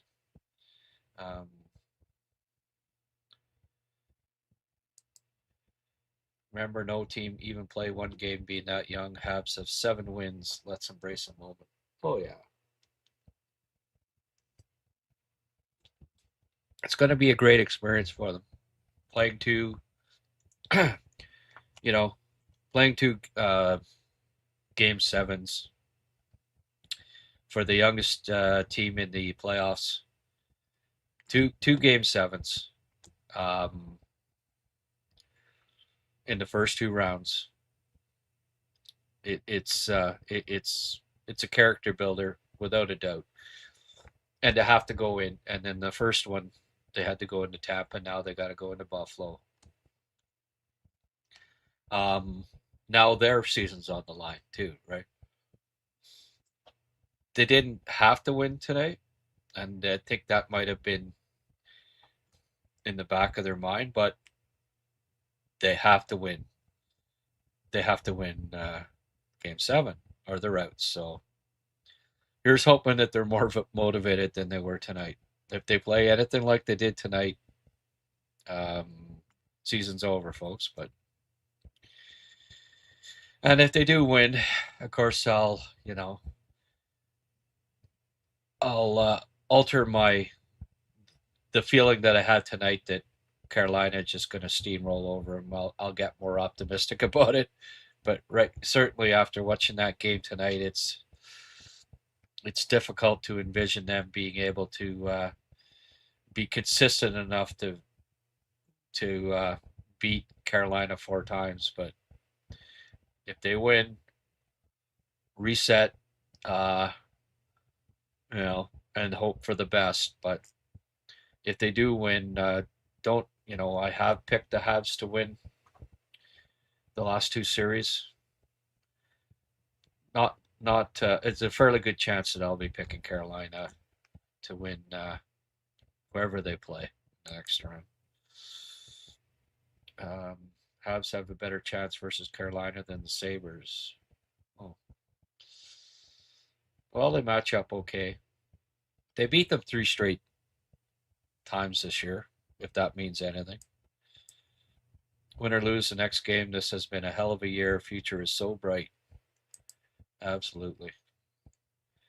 I want this team to at least make it to the conference finals. Yeah, well, I would prefer that they win the next game, Ken.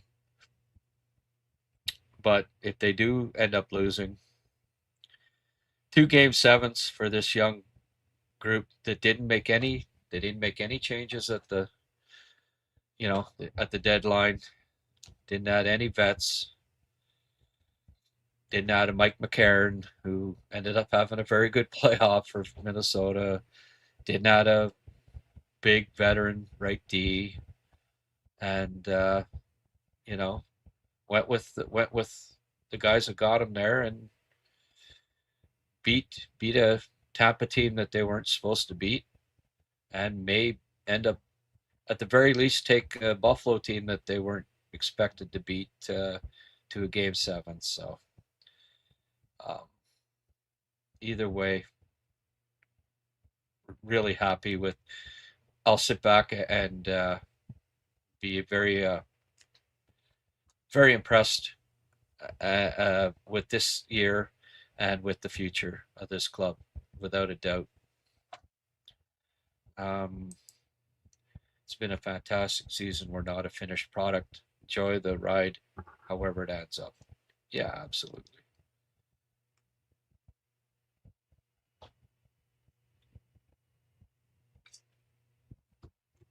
All right. I think everything has been said that's going to be said. What are my plans for the off season? There's always stuff happening, right? Um,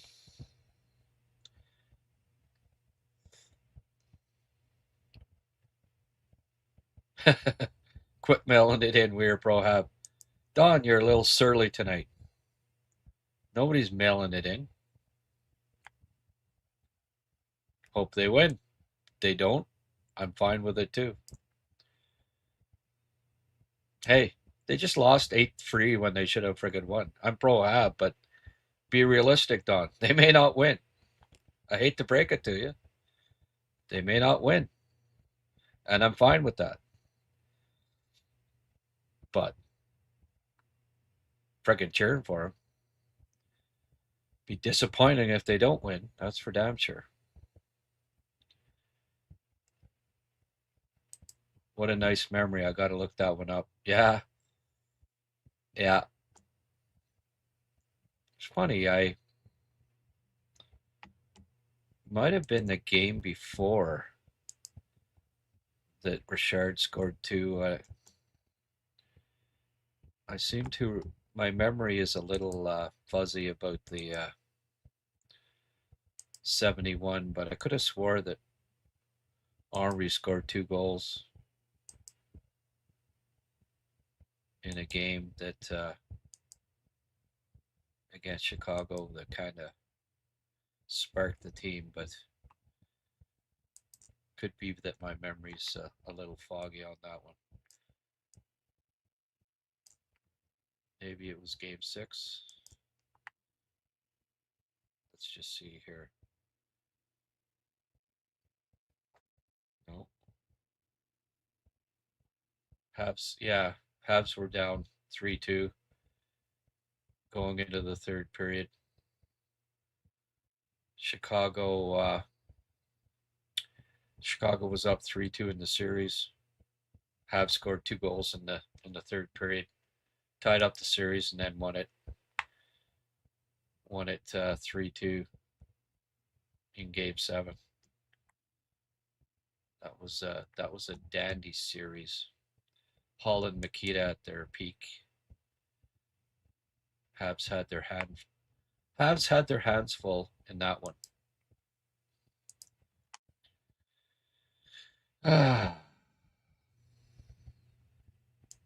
But the show for the off season, Mark, there's always stuff happening. Like, I'm gonna do a lot of draft stuff leading up to the draft. Keep looking at Habs prospects, doing videos. There'll be lots of, trade rumors and this and that and signings and prospects. There'll be development camp right after the draft. Summer showcases, Halenka. I also I have a house that I need to a property that I need to sell this summer and put some of that money into the into next year's podcast and try to build this up, get more regular guests, maybe some bigger names, and sink a little more capital into building the Habs cast to be even bigger and better for next season. So I need to get working on my book project. I want to put out second book here on the Ottawa Valley. I already wrote 20 pages on Larry Robinson and Mo, probably 8 pages on Mo, his brother. And I have a bunch of others that I've written previously. Going to compile them into a book, volume 2 on notable hockey players from the Ottawa Valley, and try to get that out uh, before Christmas of this coming year. So lots on the plate, that's for sure. And yeah, Mark, I'll hey, whenever something's happening, man, I'll do a podcast. And there seems to always be stuff. There aren't a lot of hockey podcasts in the summer, and actually, last summer my podcast did quite well because there aren't a lot of people doing them. So, but Habs fans, certainly the avid ones like me and like a lot of you will, you know, thinking Habs 12 months of the year. Neither one of us remember what happened 40 years ago the way Liam does. No, Liam would recount it perfectly. I could have swore on Henry had scored 2 goals, but according to the stats here, no, he did not. It must have been another game in that series because I remember uh, he didn't get along with Al McNeil. He really didn't, and then he ended up having a really solid playoff and helping them win. But as a Canes fan, tough game tonight, boys. Good luck Monday. Maybe we'll see you on Thursday. Okay.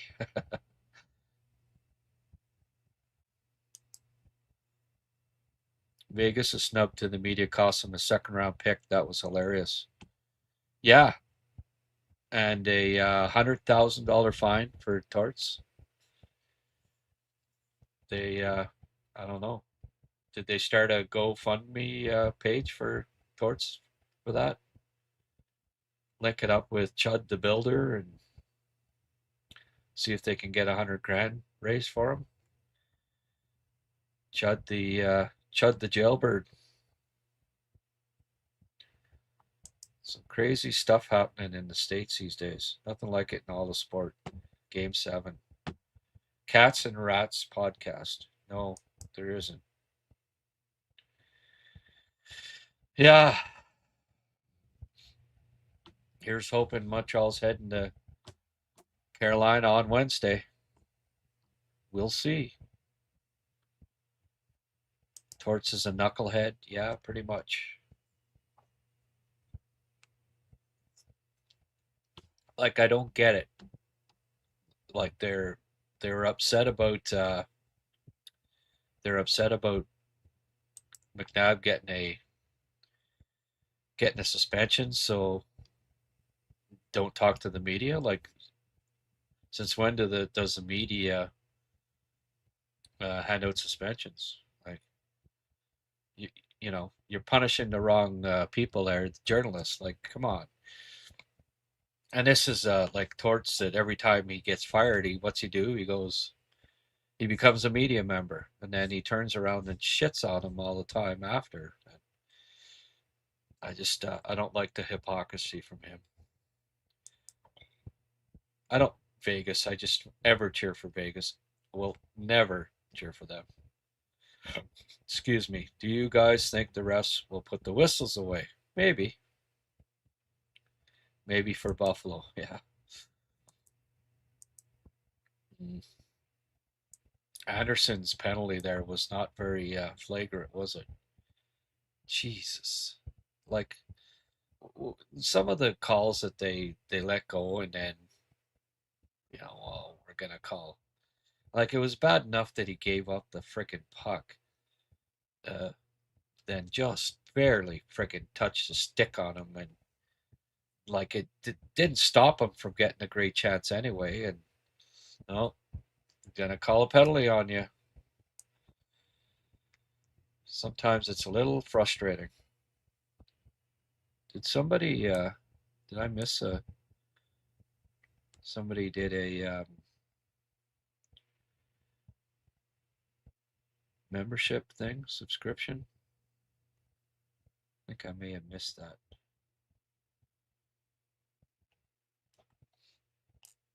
Just go back over it here. Sammy was talking throughout the podcast, of course. Little disgruntled, like many of us. Chris91 saying classic choke job. Yeah, it was.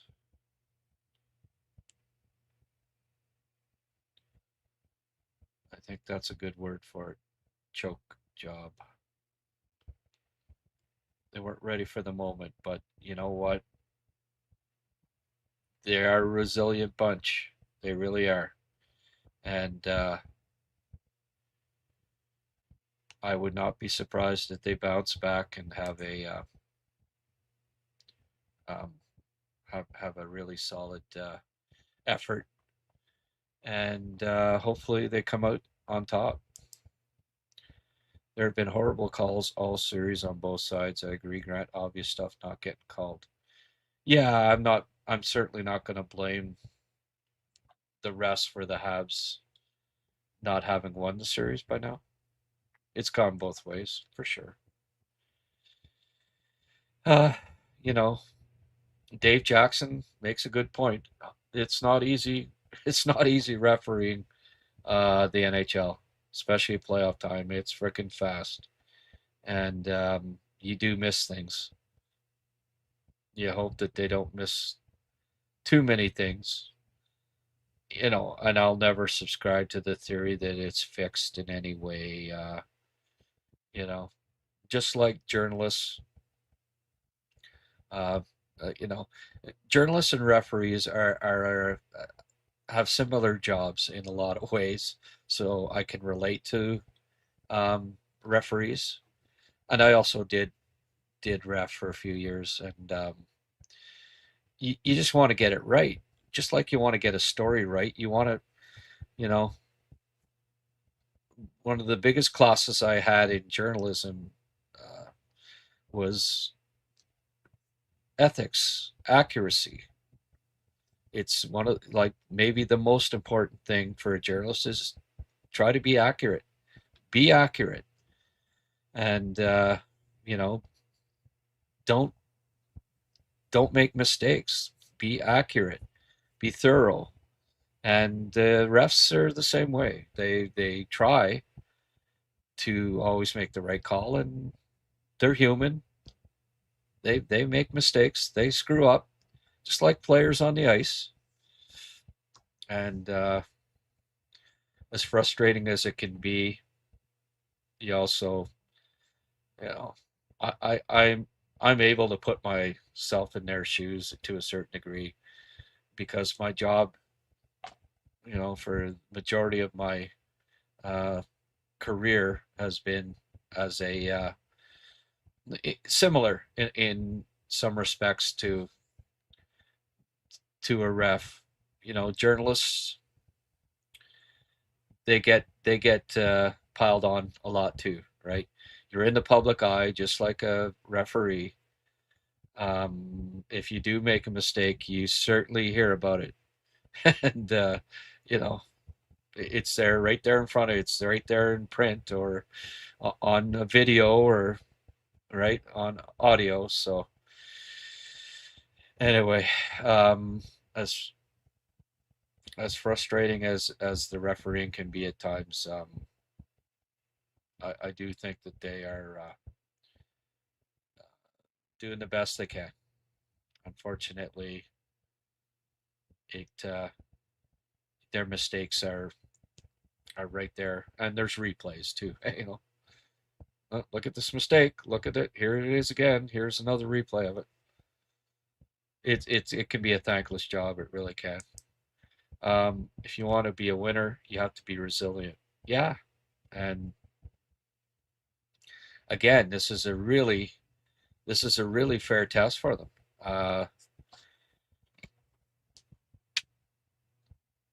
It's great. like that's why Don, like I'm saying, like even if they lose, it's still been a hell of a learning experience for this young group, and it will only make them stronger.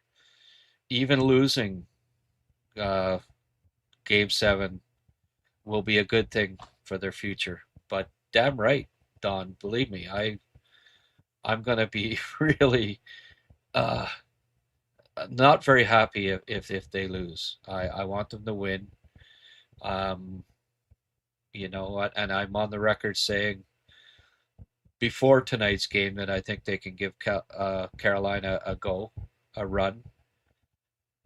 Mind you, after seeing a game like tonight, when all the you know you had a chance to close it out at home, and you have a stinker like that, it does raise some doubts in my mind. But let's hope that they can prevail here. All teams fans think refs are always against their team. I guess it's human nature. Yeah, that's well put. I agree. Um, Refs are human. Some are just better at their jobs than others. We all make mistakes. Yepper. Donnie, another 10 spot. Thanks, my friend. They will be resilient Monday. Thankful for this forum. Yeah. Yeah. In 86, 3 game sevens before the finals. Claude Lemieux. Hey, that backhander, that was a hell of a game. Beating Hartford. And Claude with the backhand top shelf. What a friggin'. They had their hands full in that series, man. Hartford had some tough cookies. Torrey Robertson and company. Oh, that would have been Ron Francis. You know, as it turned out, that Hartford had a pretty solid team. But Claude, that got things rolling that second round, eh? The division finals over. That was the only 7 game series in '86, actually. Your memory's as good as mine. But yeah, I do remember that one. Claude, I still picture him. Backhand top corner. Assist to McPhee and Scrudlin. 5:55 in. 2-1 overtime. And that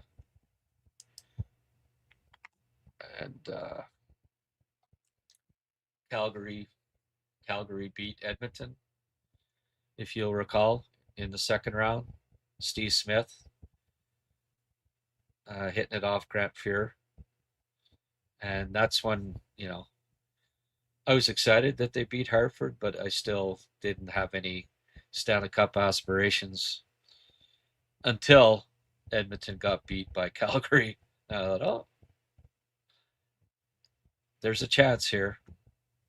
I didn't think they could ever beat Edmonton, but and then of course the conference finals, New York Rangers.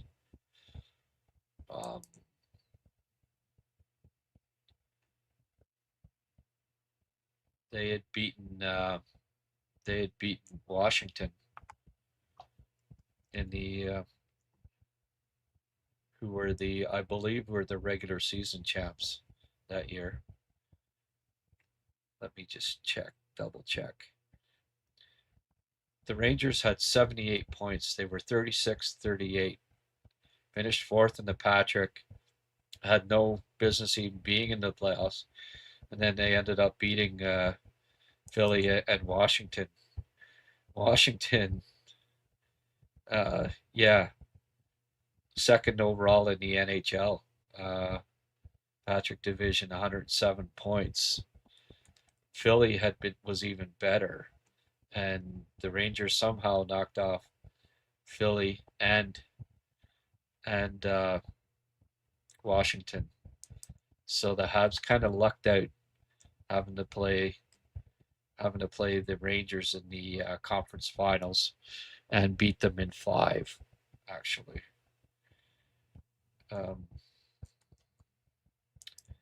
And then ended up, of course, playing against the Flames and beating them in 5. So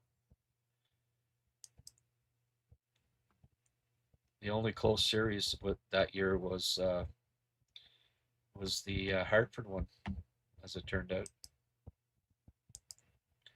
So you can't always predict these things.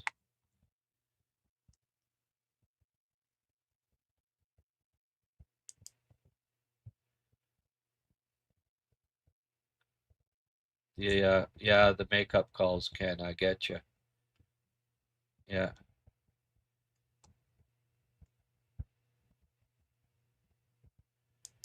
Yeah, I wonder about Suzuki too.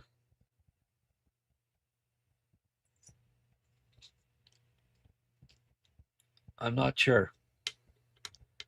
Those three, not quite firing on all cylinders, are they?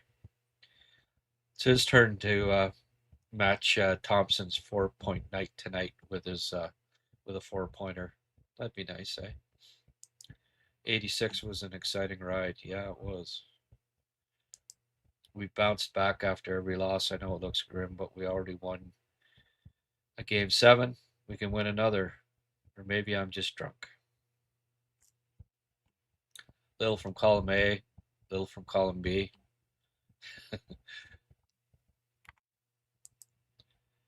Nah, you're not drunk. Hope and the way this team comes back are real. Yeah. Well, that's what I say. How do you know he's not drunk? He could have had, he might have finished off Blain's bottle of rum there. Blain's having swearing nightmares right now.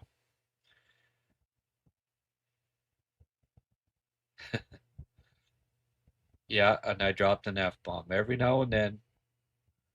I will. I think tonight it was appropriate. Would you say F bomb was appropriate tonight?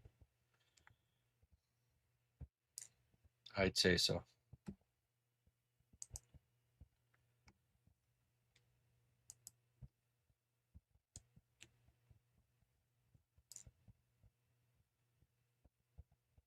Well,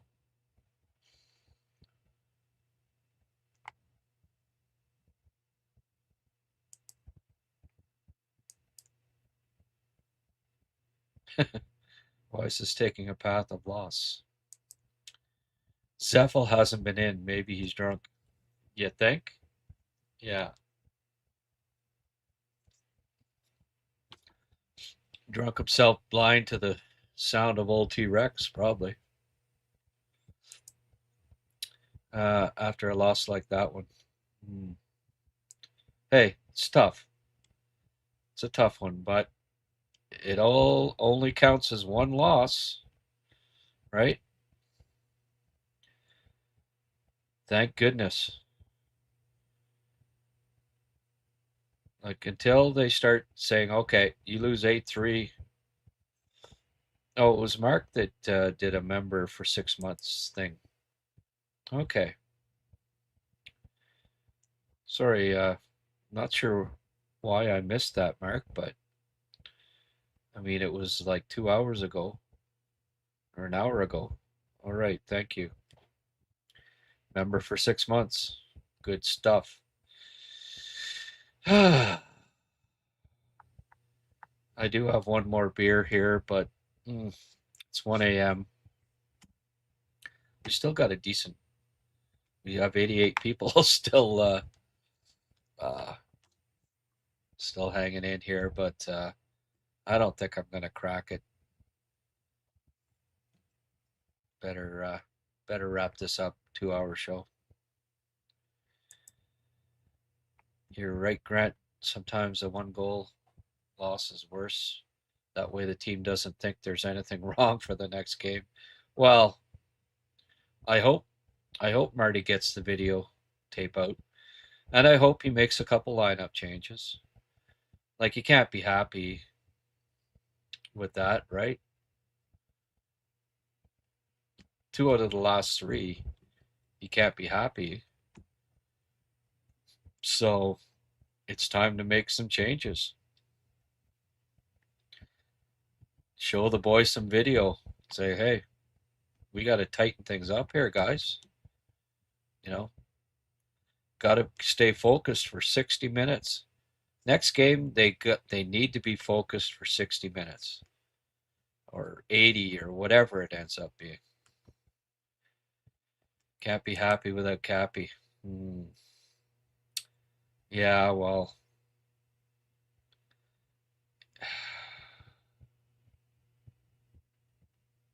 yeah, I agree. Deuce, the last few goals, no, they didn't mean a whole hell of a lot. I agree. Game was over.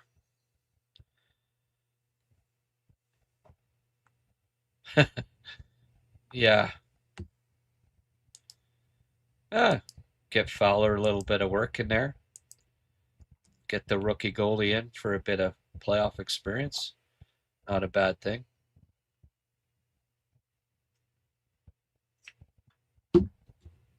What do you guys think? Who's out? Who's in the next game? Do you make any changes on defense with them giving up 8 goals? I think they, for the most part, the D's been pretty solid. They're probably not gonna make any changes there.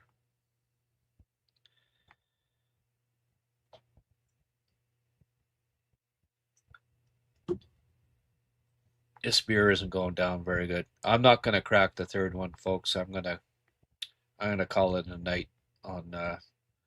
I didn't think I'd be doing 2 hours, but as usual, you know,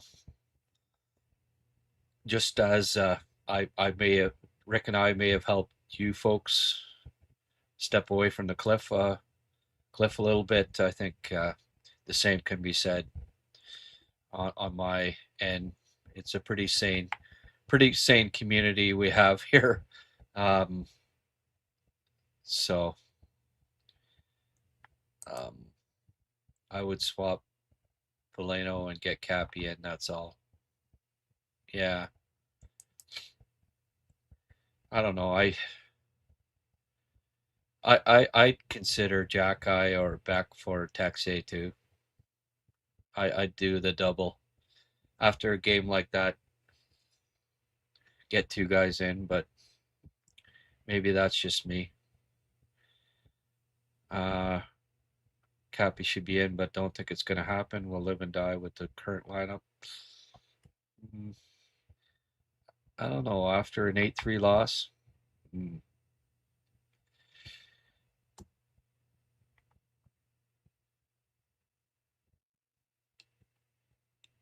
they just died with, they died tonight. So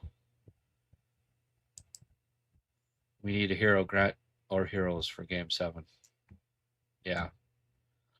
Well, Dobie has a history of bouncing back from a loss. So it's going to be important. Dobie's going to have to be good. He's going to have to,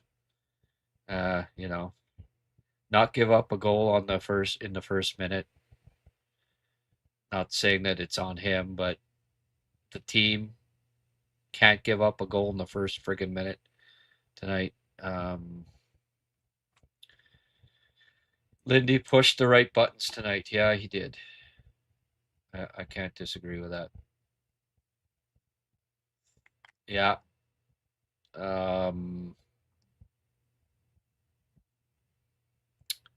John Gotti would put in pylons. Yeah, well. Yeah. Those pylons are going to have at least 14 playoff games under their belt this year. Not bad for a bunch of pylons.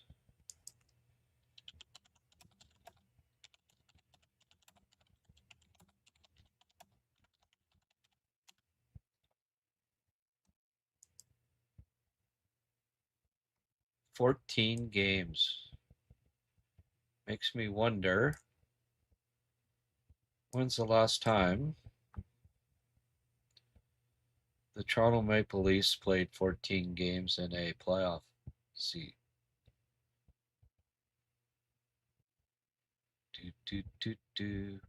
2001, 2002.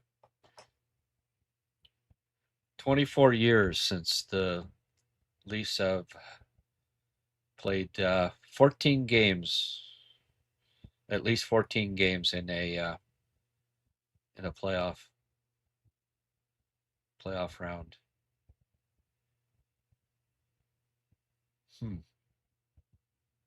24 years. The Habs have done it for the second time in the last 5 years. Played at least 14 games in a playoff round, so not bad. Dead man is back and keeps giving you money. Yeah. Hey, Kenny. What the hell? You got it. If you got it, you got it, right? Apparently John got it. I guess it gets boring in jail, right? Yeah, I know he's dead. Sabres were up against the wall after 10 minutes. They surely didn't give up. No. Do or die. What were they, 110-point team or something close to that this year? 111 points. They're a pretty good team. And they showed it tonight.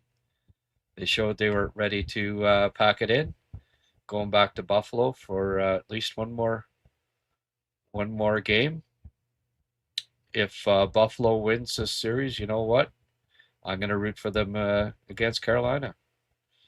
Absolutely. I just know that the winner of this series is going to be in tough. They'll be banged up. They won't get much rest, and Carolina will certainly be well rested. That's for sure. All right, everyone.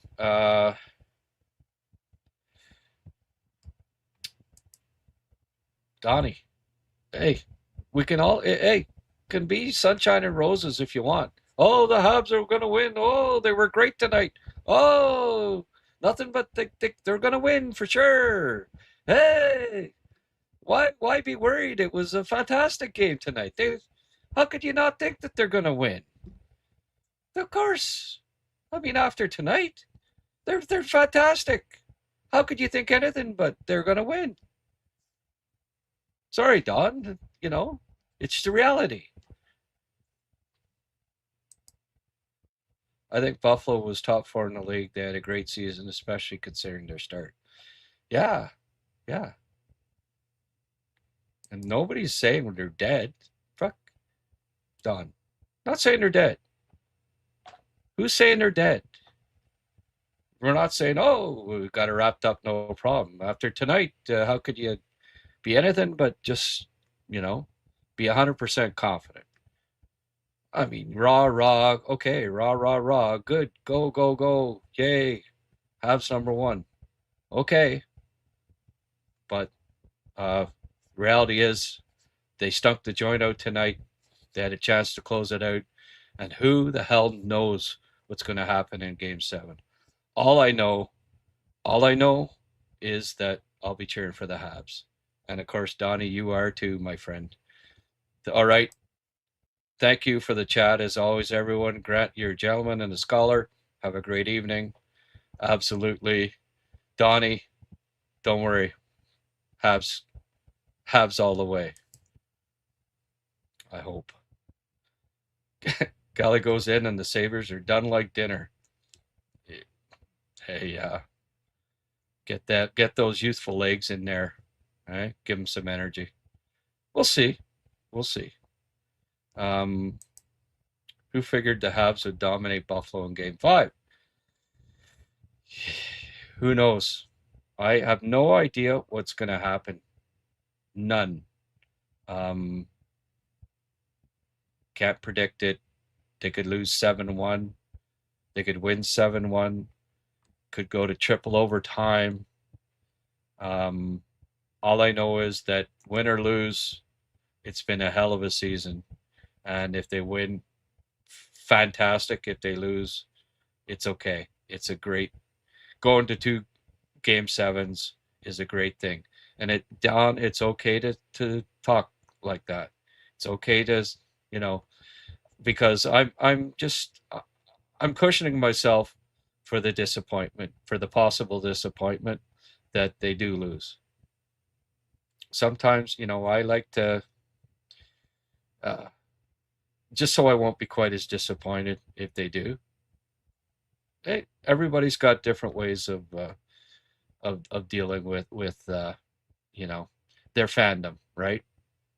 Anyway, as always, thank you, everyone. And really hope to see you back for Game 7. And I really hope that it'll be, in celebration. Exactly. We've had a great year. See you back here, brothers, for another Game 7. Okay. Win-win situation for a young team. Yes, exactly. Don, we're just cushioning ourselves for, the possible disappointment of them losing. Am I positive? Absolutely. I think they can win, but they're up against a 111-point team at home that just beat them 8-3. They may lose. I hope not. All right, everyone. Have a great night, and we'll see you. We'll see you at the next game, and hopefully it'll be a great day to talk hockey. Bye for now.